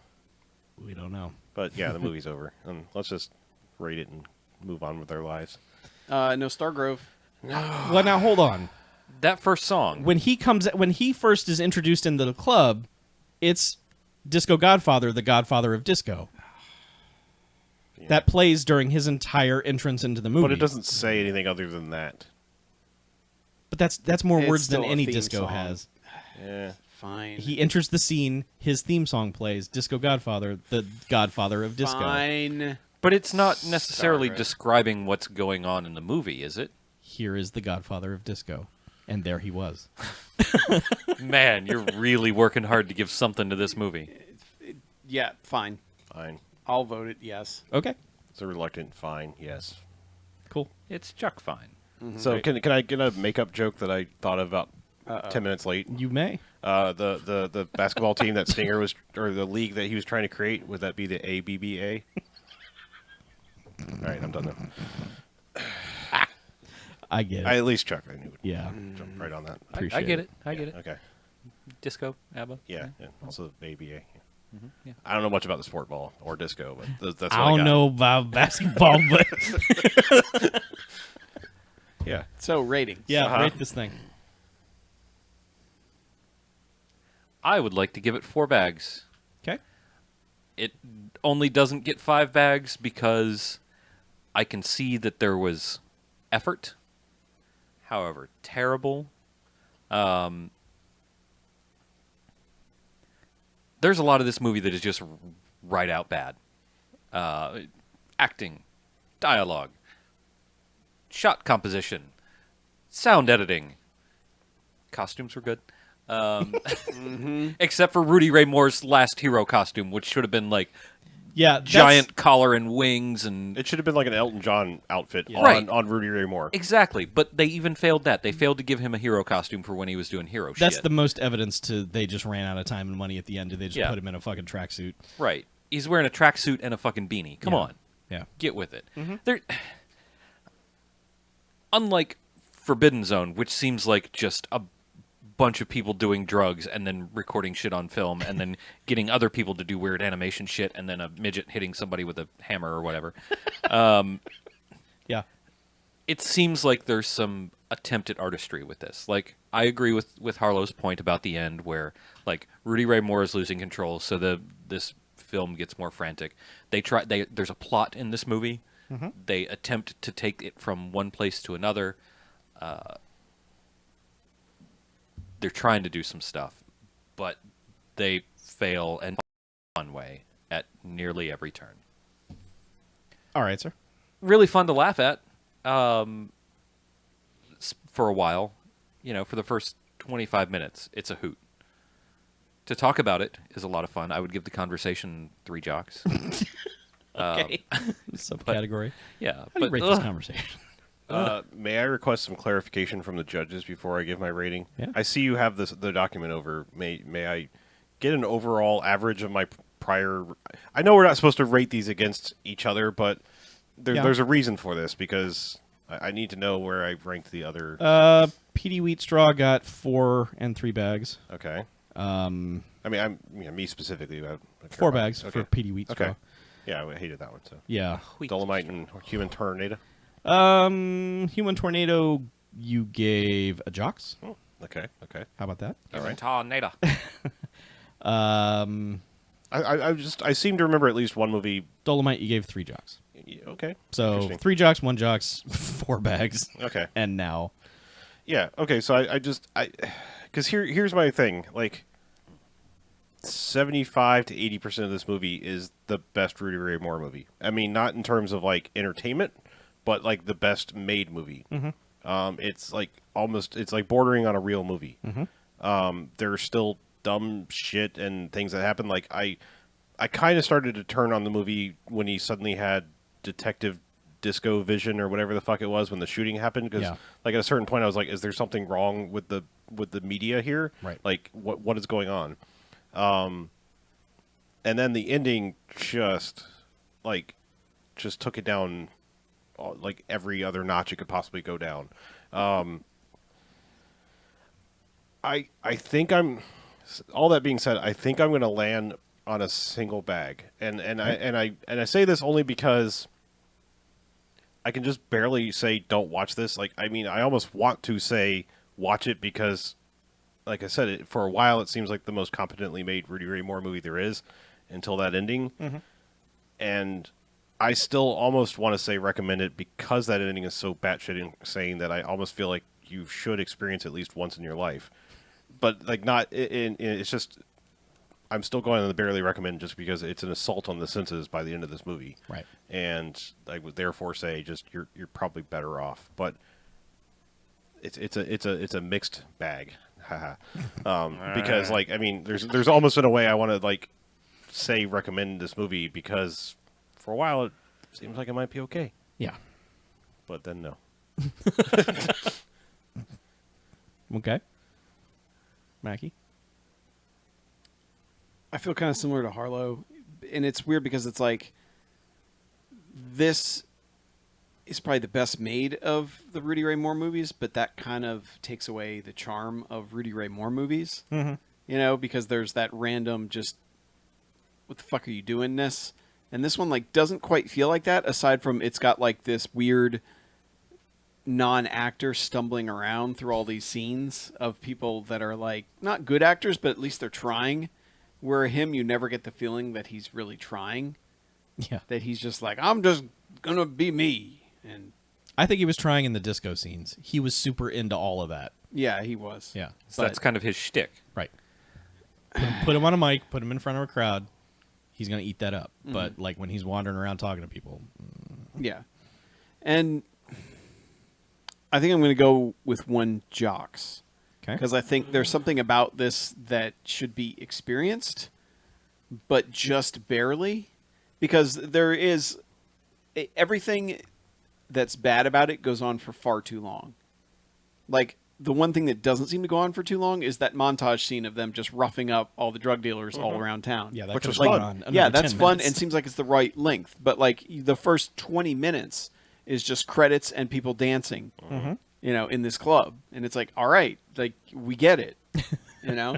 And it's the same thing with the end where it's just like, oh my God, it's just such a fucking assault on the senses by the end of it. You're just like, is this like, were they just going for their 2001 thing here? You know, what were they thinking exactly? Because I mean, there is some stuff that works in that sequence. The way the editing is really unnerving, where like the woman's running towards you, and then it turns into this devil thing, and just there's a whole lot of stuff like that kind of works. But it's also just fun in that whole like reefer madness idea of like, we don't even understand what the fuck we don't like, but we don't like it because it's bad. Yep. You know, and it's like, yes, PCP's bad. We get that part. Like, we understand that.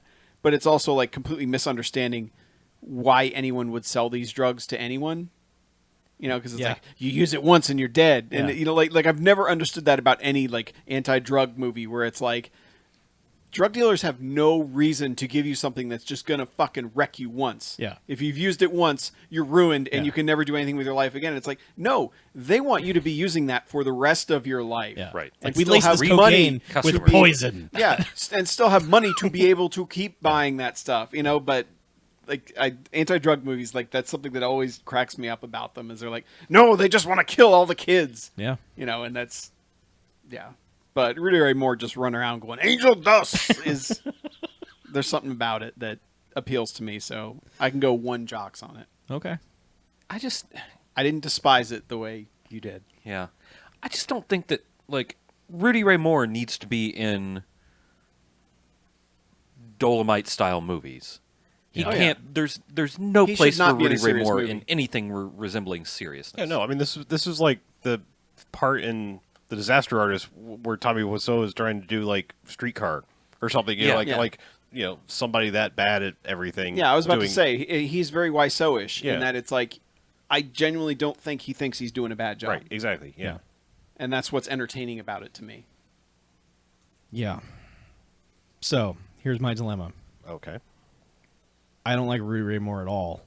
Can't stand him. Never have been able to stand him. I had a serious problem about introducing those movies to the BMFcast because I thought we were all going to have a really bad time. And then, you know, we kind of liked Dolomite, and then, you know, kind of for the novelty factor, I think, and then things went down from there once we realized, oh, this guy. Well, I think it happened when we happened upon a random trailer for The Human Tornado. That was like, we were like, no, we need to watch Yeah, that. You're like, I that's think- a sequel to Dolomite. Yeah, when we so were we have to watching watch trailers. Dolomite first. Yeah. Yeah. Yeah. So the thing about this movie is that it is the most tolerable of the Rudy Ray Moore movies, and like we were saying earlier, it's not directed by him. It's directed by someone else who hadn't That is directed the it. only movie he ever made. Yeah, he never directed anything else, but at least, like, for the most part, the camera is on a tripod, and it's not just It's not fucking hard. it was hard for Rudy Ray Moore in 3 the fucking first 3 movies. movies weren't. It's not. It's Rudy Ray Moore, though. I know, but so this movie is like a Rudy Ray Moore sampler. It gives you all of the little chunks of Rudy Ray Moore stupidity, like when he starts doing his weird head shaking blah, blah, blah, when he starts doing his karate bullshit. But like in The Human Tornado, he does that for 25 straight minutes. In this, he does it for 30 seconds. Yeah. That's enough. So it's this weird sample play of Rudy Ray Moore bullshit. It's in a movie that has its heart in the right place, even though it doesn't understand the angel dust thing at all. At least it's a movie about that, and he's a former cop who found a new career as being a disco DJ, and then he's like, man, my nephew got on these drugs. Let's rid the streets of these drugs. He doesn't exactly go about it well. He still is more distracted by his discoing than not, but it's still it's more so than his other movies, which were just about him doing crime and other dumb bullshit. Mm-hmm. I can't believe I'm the only one who had a lot of fun with this. I'm amazed. I thought we were all having a good time laughing at this movie. It is a good bad movie. I'm giving it 4 jocks. It is an entertaining time. It was never boring. The last 10 minutes are garbage, obviously, but in almost a fascinating way. You're looking at it like Harlow said. What are you trying to do? This 2001, or Mackie said this like 2001 ending. It's like, are they trying to be arty? Did they just run out of money? What are they doing? Mm-hmm. It's fascinating, and I think that there's just so much stuff along the way that it either was naturally funny because it was bad, naturally funny because it was good, or funny because we were having a good time watching it. I think it just fits all the criteria of a good bad movie, and it was a lot of fun. And I'm amazed that I'm the only one who thinks that. So Hey, I give it 8 jocks. I know you did. Mine is I'm literally doing that last 10 minutes is knocking it down. I mean, I'm not mad at you guys, and I don't think you're wrong. I'm just saying I can't believe I'm the only one who Might came be in the here. widest divide we've ever had. I just can't believe you're the one who liked a Rudy Ray Moore movie. That's what the I'm best out saying. of all I'm of us. shocked, but I was having a great time in there. I was like, wow, this is exactly, if we're going out on this is exactly what I want. It's not ridiculously obnoxious, self-indulged Rudy Ray Moore filming his own shit. It's someone else kind of filtering some of that shit out and only giving it to you in small doses, which is a hell of a lot better than any of those other three. Yeah. I don't think we get enough doses of the Rudy Ray Moore shit to appreciate it, because, and you're right when you say that some of it goes on too long in his other work, but this is just like, oh, why is he doing the weird head bob thing? Okay, well that's gone. All right, well why is he doing 2 lines of rhyming stuff and then never does any more of it? You don't get any of the actual Rudy Ray Moore experience except for him standing in a room and yelling at people like he's trying to yell over a bunch of drunk assholes in a comedy club. I know. So that's the only full Rudy Ray Moore that you get is that, and that's not good to me. I thought the small dose. I think his shtick is best suited for those moments where he's just behind the mic yelling at the crowd to fucking dance. I know he's angry about it, and you're a little scared, but that's what he's suited for. That's where his rhymes make the most sense. Walking into a dry cleaner in another movie and just rhyming for 5 straight minutes, and then the person's like, okay, see ya. That doesn't make any sense. You are correct. So you're correct in sort of both of those statements. Yeah. But he only does the rhyming thing he doesn't do it long enough to get across what the rhyming thing usually gets across, which is telling he's not. It's not yes. telling a little bit of a story. It's not saying, "Look how great I am in this," in this exactly in 8 lines. That's my point. That's kind of part of the good of that. See, sometimes, I don't want it to go on for the entire movie. Yeah. And you're right when it goes on for the entire movie, when it does a 5-minute segment here with this guy on the street, 5-minute segment. Cleaners, a 5-minute segment as he's driving down the road, stops in the middle of the highway to tell a goose that he's the greatest of all time, or whatever. That drags on. We need, I think, if we're going for a sampler platter, you don't want a half a cheese stick. You want sometimes. No, fuck you, Chuck. You don't want half a cheese stick. Nobody wants half a cheese stick. I'm saying you want 2 or 3 cheese sticks, maybe, and then 2 or 3 potato skins, and then 2 or 3. We get half of a potato skin and half of a cheese stick. I'm Am I hungry? I'm saying that 2 or 3 lines about, hey, y'all need to dance, and then him shouting, put your weight on it 16 times in a row, is better than whatever dumb story he's about to tell, which always ends with him saying, I will kick your motherfucking ass. That is the end rhyme for everything he ever says. Even if it's not a story about him. He'd be telling a story about Cain and Abel, and he'll just be like, and then I showed up and I said, I will kick your motherfucking ass. And everyone goes, woo!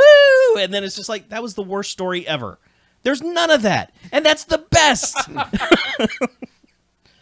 So you like this because it's the antithesis of a Rudy Ray Moore movie, yes. basically. Okay. It has just enough hints of it to where you go, okay, I can take 12 seconds of that. I don't care. I liked it. So this is like Andrew Dice Clay when he's in Final or something. No, I'm just saying when he's not doing anything Andrew Dice Clay. It's I'm almost just being a normal guy. I'm an actor now, and I'm not doing my character. No? That guy's a different guy entirely. Okay. My hate for Andrew Dice Clay is far and above my hate for Rudy Ray Moore. But you see what I'm saying? I totally do see what you're saying. It's when he shows up and he's like, I'm just a normal actor. I'm not doing the ooh. Right. Yes. Yeah. Exactly. Right. Anyway, I've said my piece. Okay. Well, let's Count take a to break, 3. shall we? Usually people agree or something. He did. Yes. Okay. No, I said count to 3. Oh. Yeah, I don't know what that was. Oh, Brother, Where Art Thou reference. Okay. I guess you just don't have the cultural awareness of that, Chuck. You say it because you said it over when he was saying, let's take a break. He said that over me. Oh. I was just trying to get us to end this. Let's take a break. Okay. So, I still love you, Chuck. what are we talking about second half? I have stuff and things. 3 Marvel movies, if we want to talk about ancient Marvel movies. Sure. I have the one hot banger that the internet's talking about. Yeah. I also have that banger. Me too. And another thing I want to shit on for a second.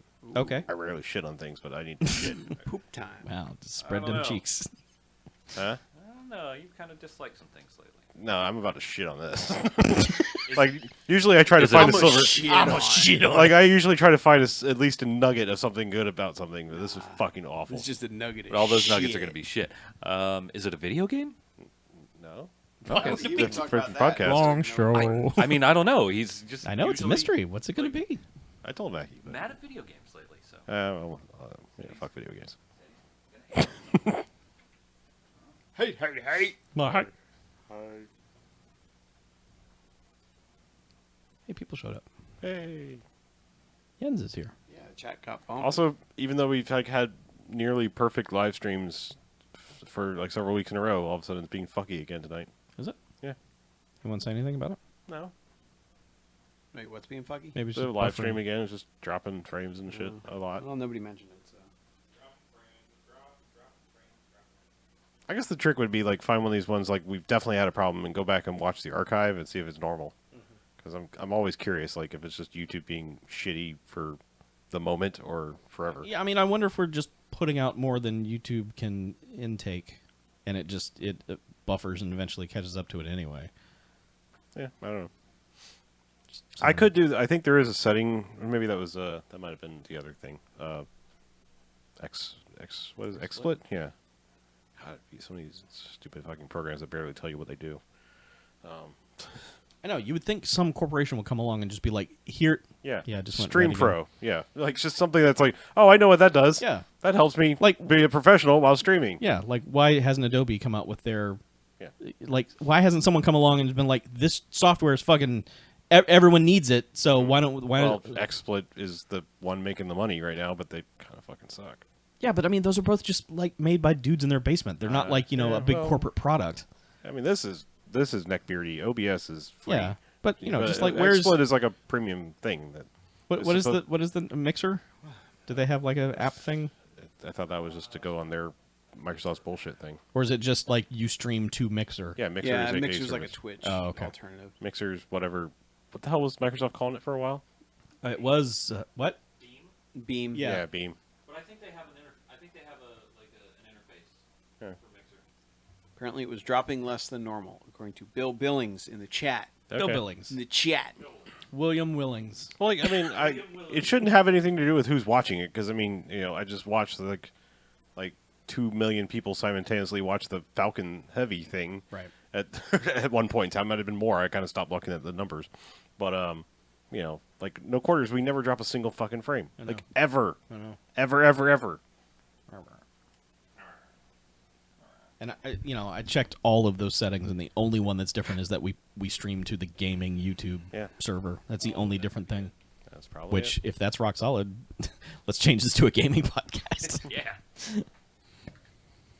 We'll be gaming the system. Yeah, am I right? You Are you right? I don't know. Somebody's right. All right. So y'all are going to talk about the new hotness. Yeah. Mm-hmm. And then I'll talk about the can old, marvel it up. old busted. Old and busted. Uh huh. Do we have any correspondence? Not just that Breaking Bad thing that we can't read. We got one about. Yeah, we got one about Breaking Bad that was just like, I don't like Breaking Bad because it's bad. And then there's another one that Maybe About- you need to try Breaking about Good. Disco Godfather. So. Oh, okay. All right. Well. So I'll read the Disco Godfather one if we have time. Okay. Do we want to maybe breeze through that first, since it's directly related to the first I mean, is half, it just and then- someone giving their opinion on Disco Godfather? Yes. Oh. And then a recommendation right after that. It's up to you. For You're the Sugar correspondent, sir. Sugar Hill. Sure. Recommended. Sugared water. Sugar and Sugar and mountain. Wear like a sugar suit.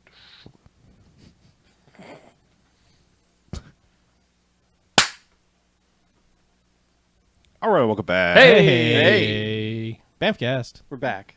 Bam. We're back to getting along. Second half. Never. Yeah. Some people might say the only half they listen to.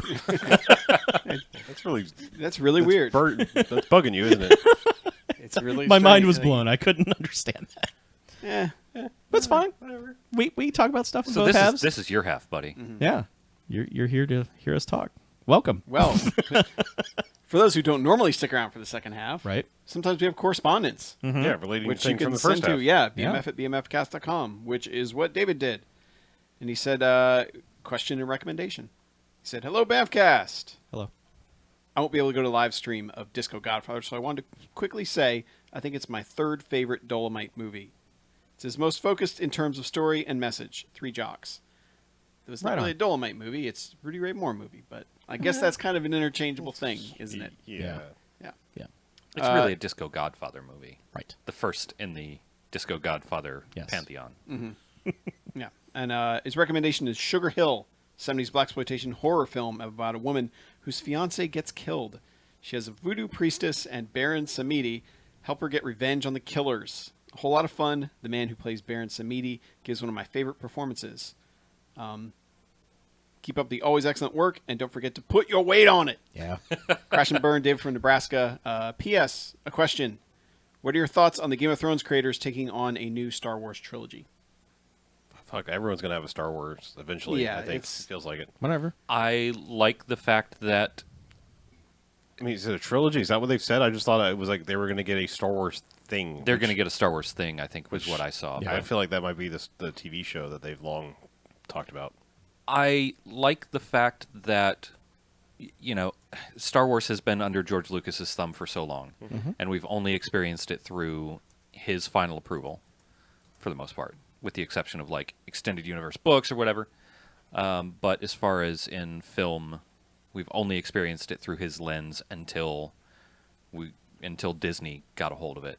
And I like the fact that they're letting other people play in that universe. We get different things like The Last Jedi, which is different than Yeah, I Other have no things. I problem like with it. it. I'm just Well, and those guys are good at stuff. they also... I was just about to say good at TV, but they're good at, Yeah, the one also wrote X-Men Origins Wolverine, so, well, you can't There's- all be winners. I have a feeling 16 people wrote that yeah, movie, that's true. and he was just the last one. Yeah, I feel like there was some DNA in that movie that could have made a good one. Yeah.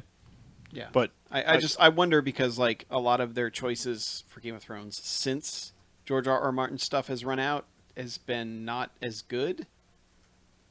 I They're mean, in a weird place now. Yeah, it's a weird place, but I just kind of wonder how much of that is being able to take something already written and being like, all right, how do we shape this to make the best visual product? Yeah. And then how much of it is, all right, whole new universe, give me something. It's Star Wars. Yeah, you probably have TIE fighters and you probably have, Rebels and Imperials, but, creating your own characters and making your own world out of it, I don't know. I mean, if they I'll haven't- be interested to see what they do. if they've but- tied to original Star Wars at all, I hope it's episode like 3.1, so that way everyone can die. Again, Yeah. Like they'll go find Jar Jar and give him a horrible death of some sort. Like maybe some dogs will eat him or Maybe something. a dragon will Dogs. Some space Just- dogs. Yeah, I was going to Dog. say. Dogs. fucking, fucking Lumpy takes him out. Yeah, I mean who knows anymore? Oh, I mean, I guess People are capable of really bad stuff, and people are capable of really good stuff. they'll fit in Who with knows? like the Ryan Johnson version of Star Wars because everyone will be just fast traveling everywhere. So yeah. Yeah. Well, and if that keeps them from making that fucking Confederate show, then I'm all for it. Oh, yeah. Yes. Ooh, sneaky. I like it. okay, Yeah. Sneaky Justice Warriors. Yes. So yeah, why don't we talk about a hot piece of business okay. that So hot. so like rumor this came out right before the Super Bowl started. Yeah, you can't say that. I'm just kidding. If you're a commercial, you can't say it. We can say fucking Super Bowl, Super Bowl, Super Bowl, Super Right. Bowl. Yeah. So like the story just went around like Netflix might be about to say something about the next Cloverfield movie, and then there was a commercial during the Super Bowl. It's like Netflix is going to let you watch the next Cloverfield movie pretty soon. And then there was another commercial after the halftime where it was just like, after the game, you can go watch the Cloverfield movie. People had already figured it out because as soon as the first trailer aired, they went to Netflix and Netflix said, said "Available after after the the show, after the game. So, yeah, the Cloverfield paradox is the new thing. Which before we even talk about that as a movie, I got to admit I'm fucking impressed. Like, I didn't think this kind of shit was doable anymore. Like, secretly making a movie, keeping it under wraps that it's part of a thing. Now, I understand on the tiers of things people give a fuck about, it's pretty low. Like, nobody's like, new Clover. Like, okay, there's a few people that are like, new Cloverfield. But I'm saying, like, it's not a new fucking Star Wars or Jedi. Yeah. Or, Yeah. you know, or Yeah, but I mean, for Trek a or long time something. it was called God Particle. Yeah. And I'm people are like, yeah, something's up with that. I'm just But saying, they like, kept it under wraps pretty damn well. that's That's it's the impressive. movie that. So God Particle is Became Cloverfield Paradox. Cloverfield Paradox. Okay, Yeah. all right. Because I heard about God Particle. They talked about it for a while, and then there was a lot of speculation, like, is this the next Cloverfield movie? And then there was some, like, Netflix might be trying to acquire the next Cloverfield movie. And then it was just like, hey, after the sport thing, you can watch the next Cloverfield movie. I never heard. I mean, literally, like, I wasn't watching the game, but I just hopped on Twitter because I was like, I should probably know something that's happening in the world because, you know, dumb shit It does happen. gets announced Yeah. or whatever. And I was Yeah. like, Cloverfield, and I fired Netflix. I was like, well, shit. Now I have to figure out when the game's over, Yeah. so I'm going to watch this. It was an interesting hype cycle. Yeah, and yeah, it came out. NBC was probably pissed people weren't watching This Is Us and Yeah. instead watched. I think they're happy. They did record numbers on Yeah. that. So But yeah, everyone watched Cloverfield Paradox. yeah, And then the internet hated it. they sure did. Holy shit! They boy. didn't even have time to like get a hype cycle going. It No. was just like, nope, fuck this thing. Yeah, that just instantly became like, man, fuck this. Yeah, which Netflix can eat a dick, y'all. Which my piece is, it's Chuck Fine. It's all right. It's not great. It's not destroying the world, but it's also not like, oh my god, I want to tell everybody about it and make everyone see it. Because to me, it's a pretty nice looking space sci-fi. Hey, we went into space and shit got fucked quick movie, which usually is my shit. But this one, it just felt like I've seen all somewhere else before, and it never quite distinguishes itself from any of that. Yeah. To me, it's just a straight out 3-star movie the entire time. I would say that slightly. I think I had a slightly better experience, but if I had to liken it to anything that people didn't see, I guess, but I mean, it reminded me a lot of that movie Life, the Yeah, it did. Jake Gyllenhaal, Yes. where it was just like, this is all fine. It just feels like shit I've seen before, and I kind of know where. Well, I wouldn't say I knew where this one was going, but I mean, it. Just a lot of it was like, yeah, and then okay, and then that, yep, and then that's Yeah. gonna happen, yep, and then that's gonna happen. You know, like just life just played out like, yep, I've seen a fucking alien in space movie, so Yep. You poked it with a stick. Now Yeah. it's mad at you. That's what happens. so. But I mean, I felt this one was a little more clever than that. Like it I liked it better than Life. yeah, yeah. So I mean, it's very similar in that regard of just Just- like, yeah. But I did as I was watching, I was like, you know what? Like, this isn't Gravity or Interstellar or anything No. like that. But as far as like Life, which was trying to be another one of those real ass space movies, this was like, it's better than that. But it's also real dumb. I mean, Oh yeah, absolutely. But so, like, Mackie and I Man. were talking about this earlier. I think the first half of this movie, the setup is fascinating. Like, all of the what is going on here is amazing. I was like totally into just, man, what is going to be the thing? And then they tell you the thing, and you're like, oh, okay, I'll keep going here with you. That's kind of dumb. And then everyone reacts to it really super dumb, and then it just gets real dumb. But so, like, the first half of the movie is really good and compelling. The second half is just over the top stupid. Well, the but sec- in a the- fun way, in a way that never really made me angry. So Yeah, the second half is one of those where you're like, you can't stop to think about it. It's a J.J. Abrams fucking thing, you know, where it's just like, wait, how did Yeah. they know to look there? Yeah. Like they used the triple blood, and now everyone's alive. What? That's dumb. Yeah, it's just like there's so many things that when you think back on, you're like, how were they going to get the ship back if they did this? You know, and then like the whole logic behind how they're supposed to get back is just like, no. Yeah. Yeah. Yeah, it's There's absolutely. just a lot of just stupid. It's one of those movies. Like, if you are the person that like can focus on one factual inconsistency in something, this movie has a dozen for you to choose from or more. Like, yeah. I'm just saying, like, if you're that like, nope, that, you know, sorry if I'm calling anyone out that listens, because I honestly don't remember where we hear this, but like when someone was watching Stranger Things season 2 And they were like, no. And that time period, the cap of the maple syrup Yes. was not this color, and it Exactly. wasn't a flip open. Yeah. And it's like, Yeah. okay. Yeah. Yeah. I mean, That's the worst. sure, That's the but- worst part of the goof section on yeah. IMDb. Is like, But you this know. one, it's not really that. It's more. yeah, It's more more. bigger than It's that. more like you wrote a draft and you said, okay, we have to get from point A to point B, and we haven't figured out how to explain that yet. And then they just like filmed it anyway. Yeah. And we're like, well, maybe we edit around that, and they never did. So it's just like, well, that's dumb. Like, why'd that happen again? Yeah. You know, there are character deaths in there that I'm just like, why'd that happen again? Yeah. And you know, there's easy explanations. Like they can have moments where they're like, oh no, this is why this is happening. yeah, something's know? trying to course correct itself. Something, you Yeah. know, maybe this is a Final Destination movie. Something like that. Yeah, I mean, all you have to do is like at least have some of the remaining characters have that conversation Yeah. instead of just being like, oh well. Well, the vague explanation is like everything's wacky here. It doesn't make any sense. That must be where we are. And it's like, well, that's a convenient way of writing your way out of having to Yeah, explain of being anything. fucking lazy. Yeah. So, Yeah. but so And- there's all the dumb like in space bullshit, which is both at the start pretty compelling and then at the end kind of dumb. But sandwiched into all of this, which was not part of the God particle to begin with, is when they decided to make it a Cloverfield movie. And they added a bunch of cool Cloverfield shit into the movie. And I'm like, I'm fine with that. That's rad. I don't care. They just totally like one-off explained anything that could ever happen in a movie with the word Cloverfield in it.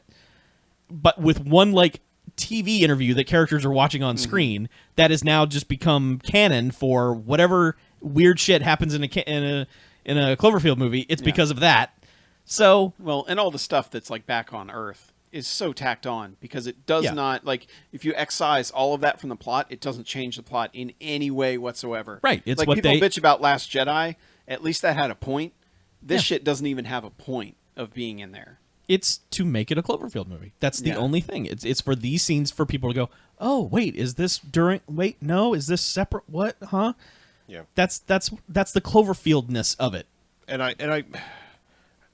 I must take this moment. Like I would rank the Clover's Field Uh-huh. like this. I would say 2 or 10 Cloverfield Lane is the best. Then probably this, and then the original. Okay. I I don't can agree with that at all. I can but- almost flip flop the first one, and the third one, maybe. Okay. I don't know.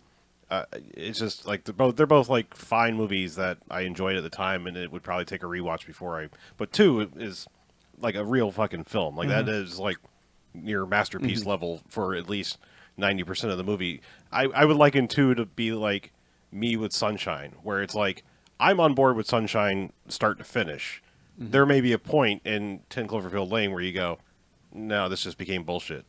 Like I am with Sunshine. Yeah. A little bit, yeah. I'm just saying, like, but you know, that journey up to it is fucking masterful. So you know, it's like it's almost a disservice. And I guess what I'm trying to say is like it's almost a disservice if they're shoehorning Cloverfield into movies that were already a thing. Like that could have been a movie explained wholly differently and not part of this universe. And if that was the case, or if it was planned all along, I don't know for 10 Cloverfield Lane.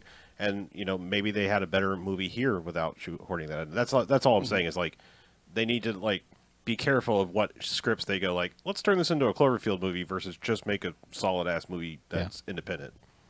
And that's you know. Yeah.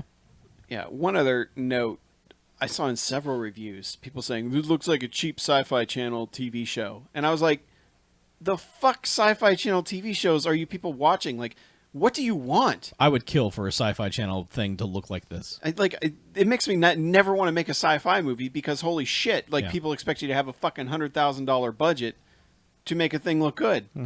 Because like I thought all the set direction and everything and the Oh, effects yeah. and everything in this movie were fantastic. Yeah. I didn't like read I any of do the not bullshit. understand that complaint in any capacity. Like it doesn't make any fucking sense. Yeah, I mean the first thing I came And away it wasn't just one review; it was a yeah, bunch. oh yeah, a bunch of people are just like, this is what is this cheap, trashy bullshit. This looked better than Battlestar, and I think Battlestar is the highest or the highest budget Yeah. sci-fi thing ever on TV because Yeah. it was co-produced by the U.S. and UK. Yeah. And this looks better than that. Yeah. I mean, like there's no sci-fi channel anything with a higher budget than Battlestar. Yeah, had. I was impressed by how this looked. Like when it was over, I was just like, man, put some money into that. That looked good. And then I just started seeing people say, you know, this just looks like trash. And I'm just like, do you have smoothing turned on your TV? Like, Yeah. Probably. I mean, it's just, does your Netflix look like ass? Are you watching it on a Wii? Like, I mean, what? I just, Yeah, I'm I don't- amazed by that. It, like you were saying earlier when we were talking about it, it just feels like piling on. Like they were just, oh, and another thing, fuck the way the movie looks too. Yeah. But it's to me, this is just like Jurassic World.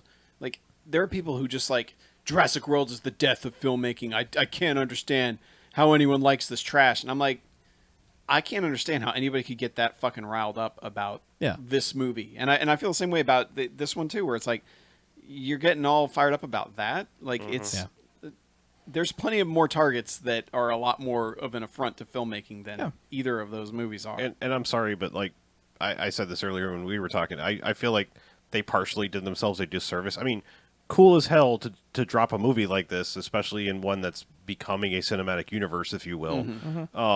But know your fucking audience, dude. Like this is semi-heady sci-fi, and you're dropping it during a fucking football game. The Venn diagram there is almost, I don't know. It's almost too fucking circles. Well, I think the way they football, sell it in the football thing. Yeah. And first of all, that commercial does it a disservice because it's not what the Super Bowl commercial Yeah, sold and it it's to also be. kind of an important part of the movie. Yeah. Too, that they're. I'm more talking about your putting two in a very audiences. weird Like, context. Well, I think the Super Bowl audience is a different audience. I think there are equally number of people watching it for the spectacle / the advertising than the and game. I mean the Super Bowl is all about making things an event. Yeah. And that's what they did with this. That's why they went. I know, with- but you're inviting a bunch of people that are going to shit all over it because it's not their thing. But yeah, but I mean, you're I know. certainly not going to have Annihilation or Mute be the one that you sell No, it with. yeah. No, I mean that was the best. I think of a thing they had to dump for whatever reason. That was the best way to do it, and it's a cool thing. I mean, It fuck. worked. A ton of people watched that movie. Yeah. It's So a good spectacle as well. Like, yes, hey, look at us, we're doing a thing. that was We're fun. doing a crazy thing. It was fun to sit there with a bunch of people online throughout the game, just being like, "Man, I can't wait for the sport thing to end so we can watch Cloverfield." And they were like, "Yeah, man, Cloverfield. Yeah, let's watch it." Last thing I'll say about it, like, there was this one tweet that I responded to where someone was like, "You realize it's just a marketing ploy, right? They're just slapping the Cloverfield name on to movies, and you're lapping it up." And I'm like, "So fucking what, man?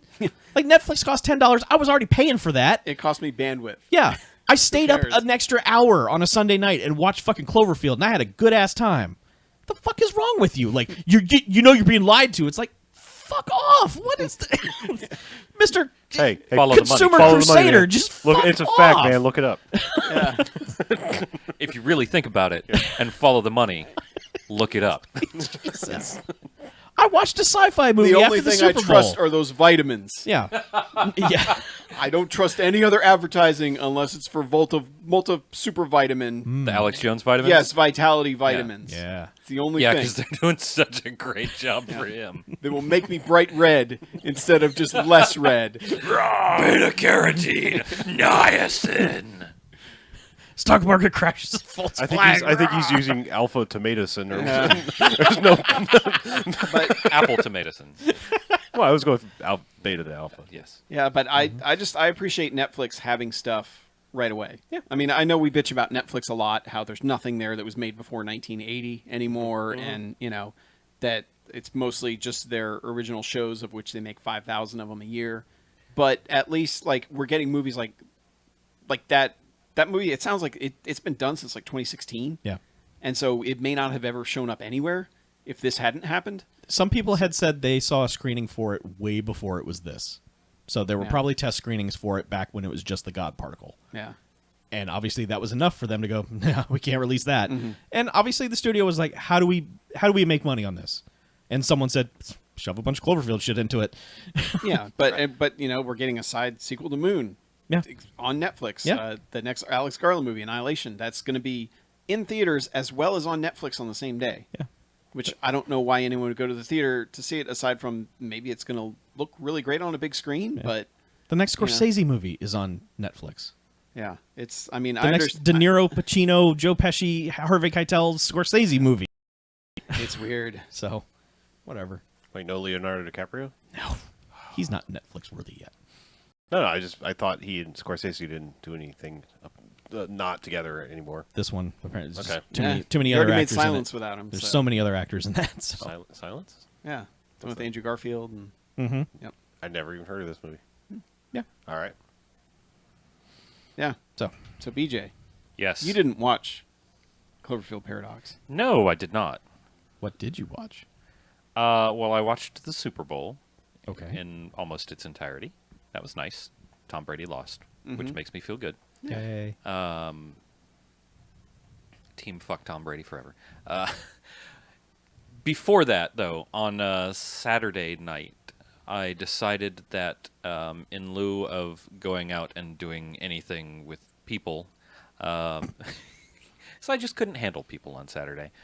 I stayed in and started catching up on Marvel movies that I've missed.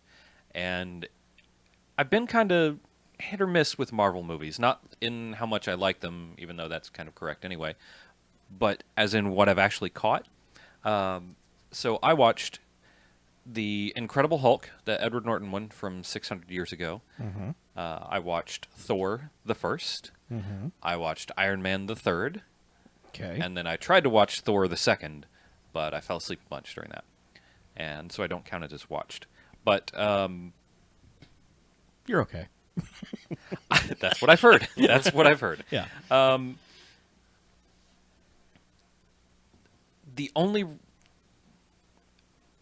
thing that I take away from Incredible Hulk the First, or The Incredible Hulk, is that, man, I'm still in love with Liv Tyler. That's about it. That's All about right. all I got out of that movie. Yeah. I'll admit I don't remember shit about that movie except that it remade the first movie in its opening credits, Yeah. which I thought was really strange. So. Well, I mean, to be fair, that was also just the Banner origin, basically. No, I know, I mean, but it I know. it was just really like, let's refilm scenes from the Ang Lee Hulk, but with our new cast, and now here we go. Yeah. The Hulk fought another Hulk, and it wasn't, another Hulky thing.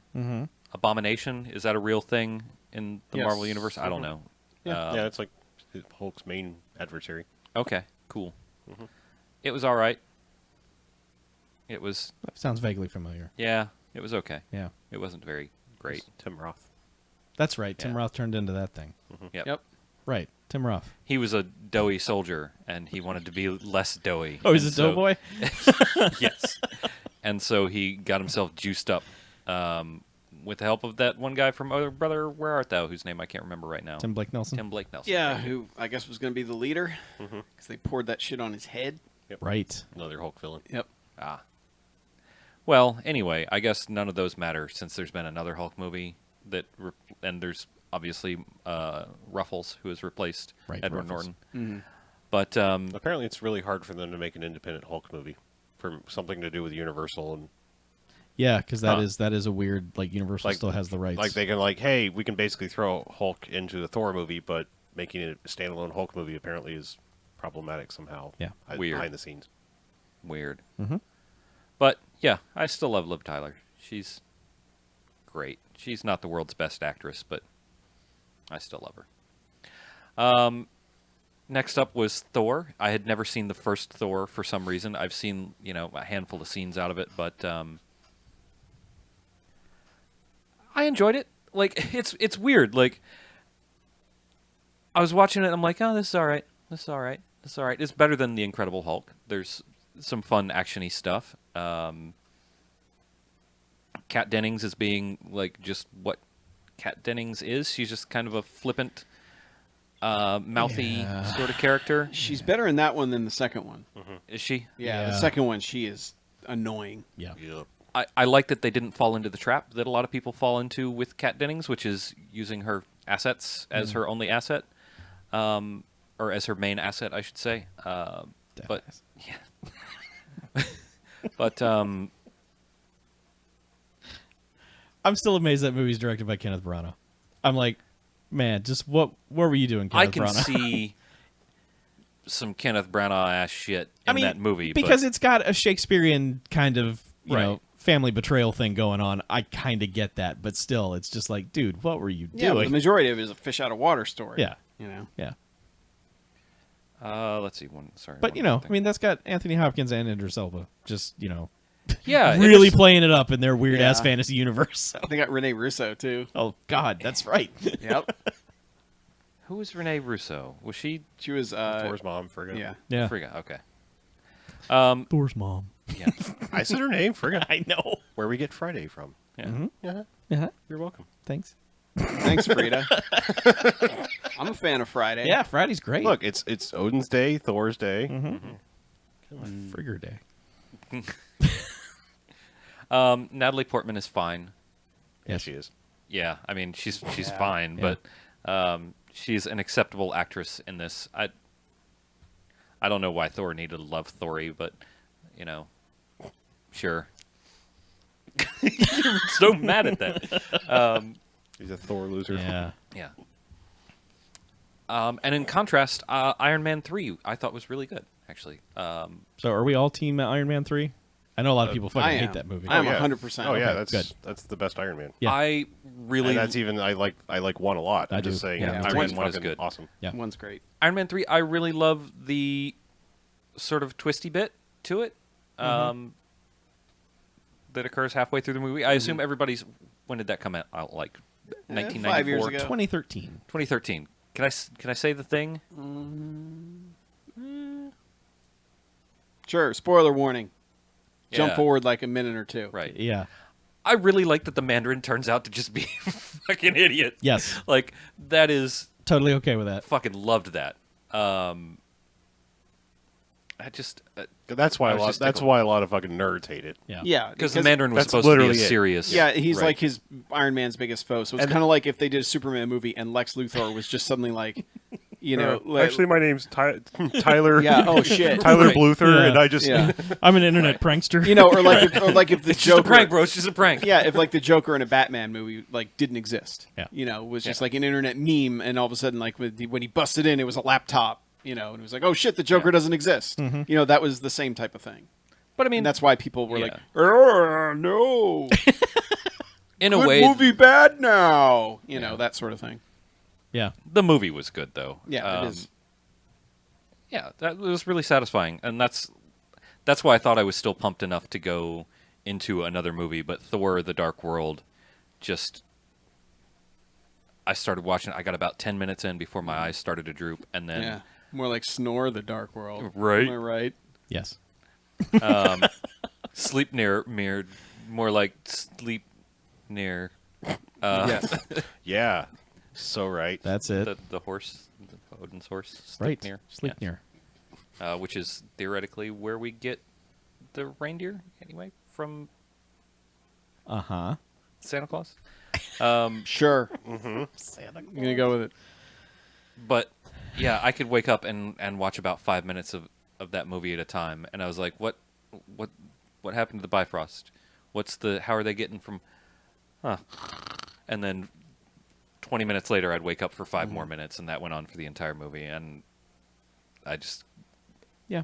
I'm going to make myself watch it just so I can catch up. I want to catch up on all the Marvel movies that I've missed, so that I am fully prepared for what is coming. The every cast member ever Yeah. movie. Right. What is it? What is the Infinity War? In the Infinity War. Thank you. I just wasn't sure what the tagline The was. Infinity Cast. Yes.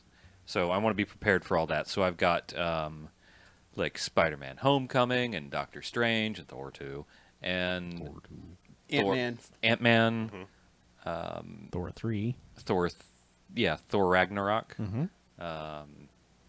I have a list, but got a bunch Have you left. seen all the Captains America? Yes, I've seen all the Captains America. So, because the Captains America have been like consistent bangers for me. So, I'm like, yeah, Cap movie comes out, I'm gonna watch it. And I've seen Ultron and many other things, but There's a lot of Marvel movies. Yeah, I was gonna say. I think another reason the Mandarin thing in Iron Man 3 pissed everybody off is because they've subtly been teasing that since the first one. Like they kept mentioning 10 rings and blah blah blah and things like that, which is like there was little hints dropped, and so finally when like the third one was like he's gonna fight the Mandarin, and then they were like swerve. I think a lot of people are like fuck you, So well, good. yeah, I know I mean, if you're gonna troll a fan base, that's the way to fucking do Yeah. it. Is do it funny and good. I thought it was great. And I've said this about the Star Wars EU, like, fuck them. I think it's funny that it makes people mad. Like, that's my most edgelord opinion, is that it is funny to me when not doing exactly what a super rabid fan base wants. It's funny to me when they get swerved. In this fashion, where it's like, no, this is a different universe, and people are like, why isn't it happening like it's happened in the other universe? Mm-hmm. Yep. That makes me laugh, and it. Edgelord, maybe I'm a bit of a hypocrite in some ways for that, but it makes me laugh. But I have to catch up for Infinity War and also for Black Panther, which everybody should go see 6 times probably. Just It's looking that way, yeah. on GP. I'm seriously looking forward to Black Panther. It looks dope as shit. I cannot wait. It does. I mean, I can wait technically, but. And that's it. That's all I've been doing for my last movie watching experiences, and I will continue. All right. I got one more thing. All right. We built up love for, or at least like for Marvel movies. We praised Netflix for dropping a movie out of the blue. Mm-hmm. Now I'm going to shit on something that Netflix did. Or not Netflix directly. They just agreed to put it onto their channels and allow people to view it. Okay. I've watched plenty of comedy specials on Netflix. The key word generally there is the word comedy. I watched a new one that they put out. Fred Armisen's Stand Up for Drummers is the name of the special. Okay. Mm-hmm. I like Fred Armisen. Are you sure it's not performance art? Before you go any further, Fred Armisen is a weird dude. Yeah, Cool. I would. No, I mean, I acknowledge that even if it is, it's fucking terrible. All right. It is fucking terrible Carry on on. every goddamn level conceivable. It is one of the worst things I've ever seen a human being stand up on stage and do in a performance.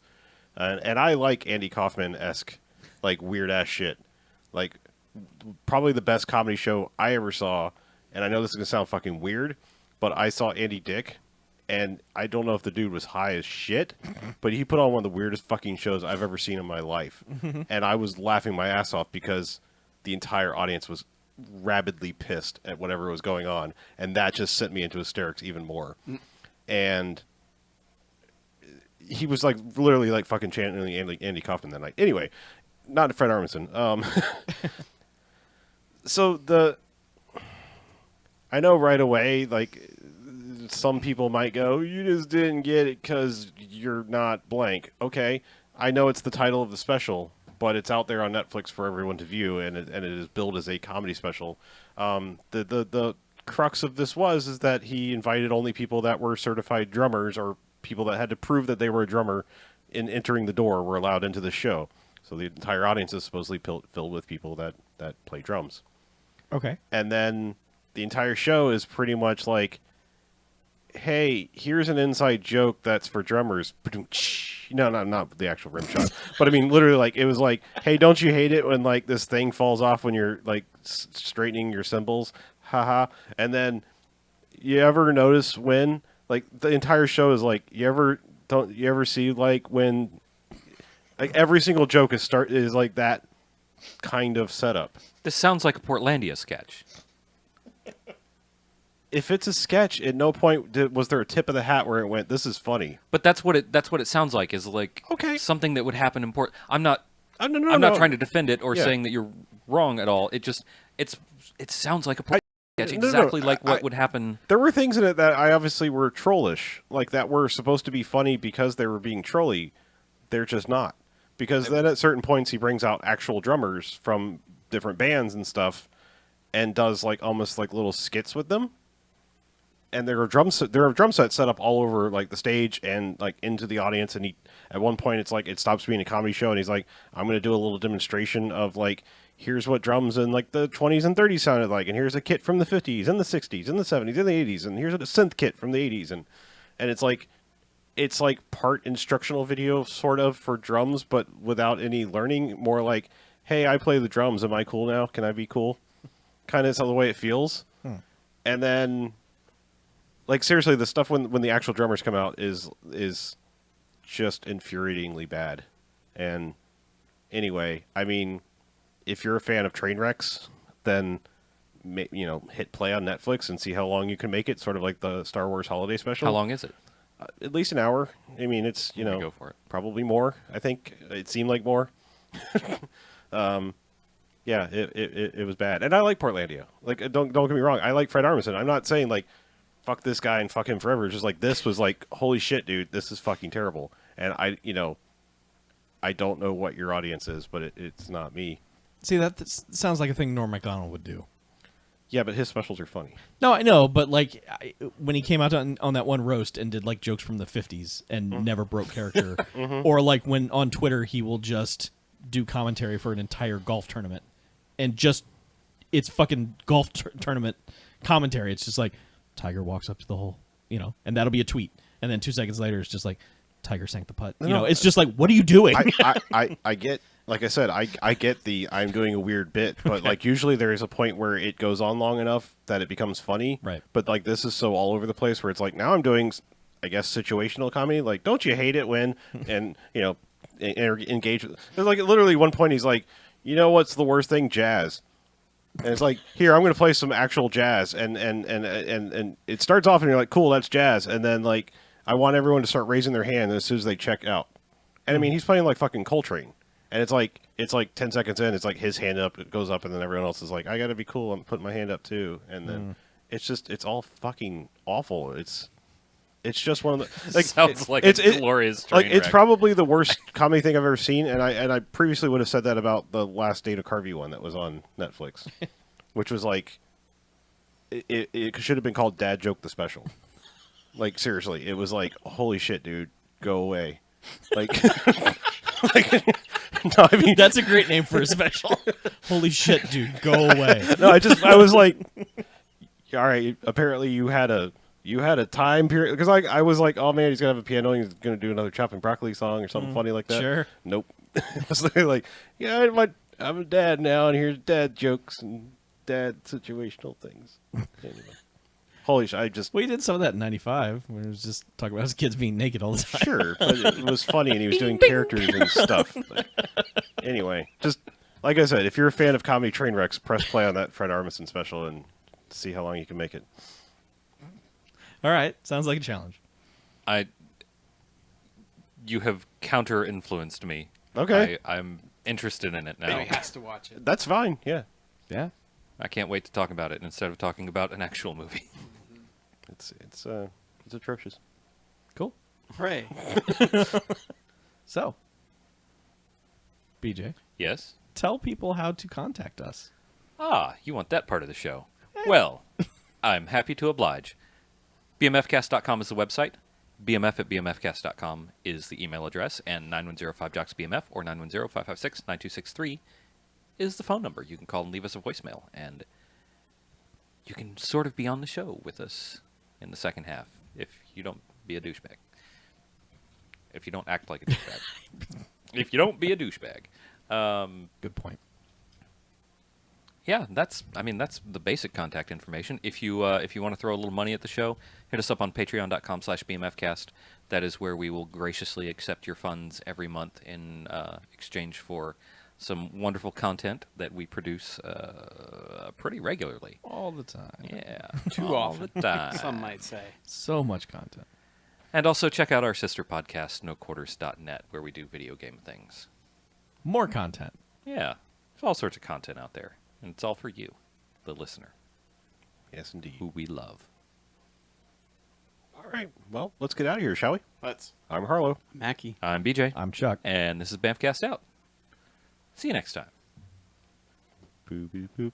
Good night. motherfuckers. What are you laughing about over there? Nothing. See you next time. Boopity boop. I just liked when you came back in there.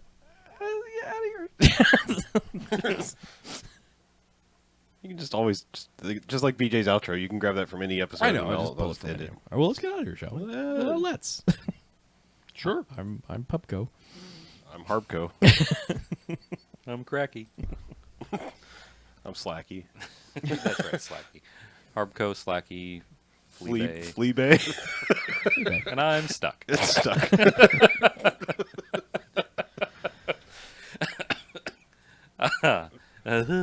All right, who has a promo?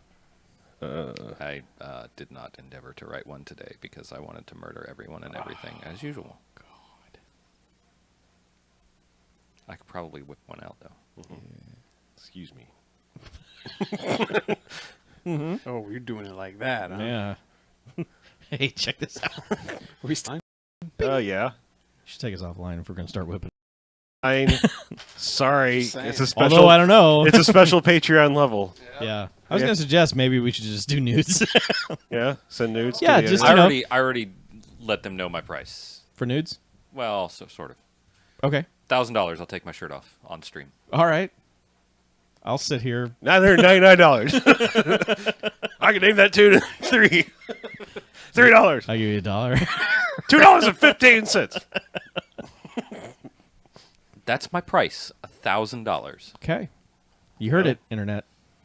Are we still on the Internet? Yeah, we're still on the Oh, internet, okay, 'cause apparently great, yes. we're soliciting now. Get so $1,000 in here, and BJ will take his shirt off. I'll pay you. I mean- I'll pay you $5 to keep it on. Deal. Hand it over. Yeah. I mean, oh shit! This is I don't have my backfiring. wallet. I don't have This my is wallet. weird. Can I cash out? Cash that? out to me. I don't want a Venmo of Now, you. now it's called extortion. Man, this escalated quickly. It's like that Monty Python sketch. Yeah.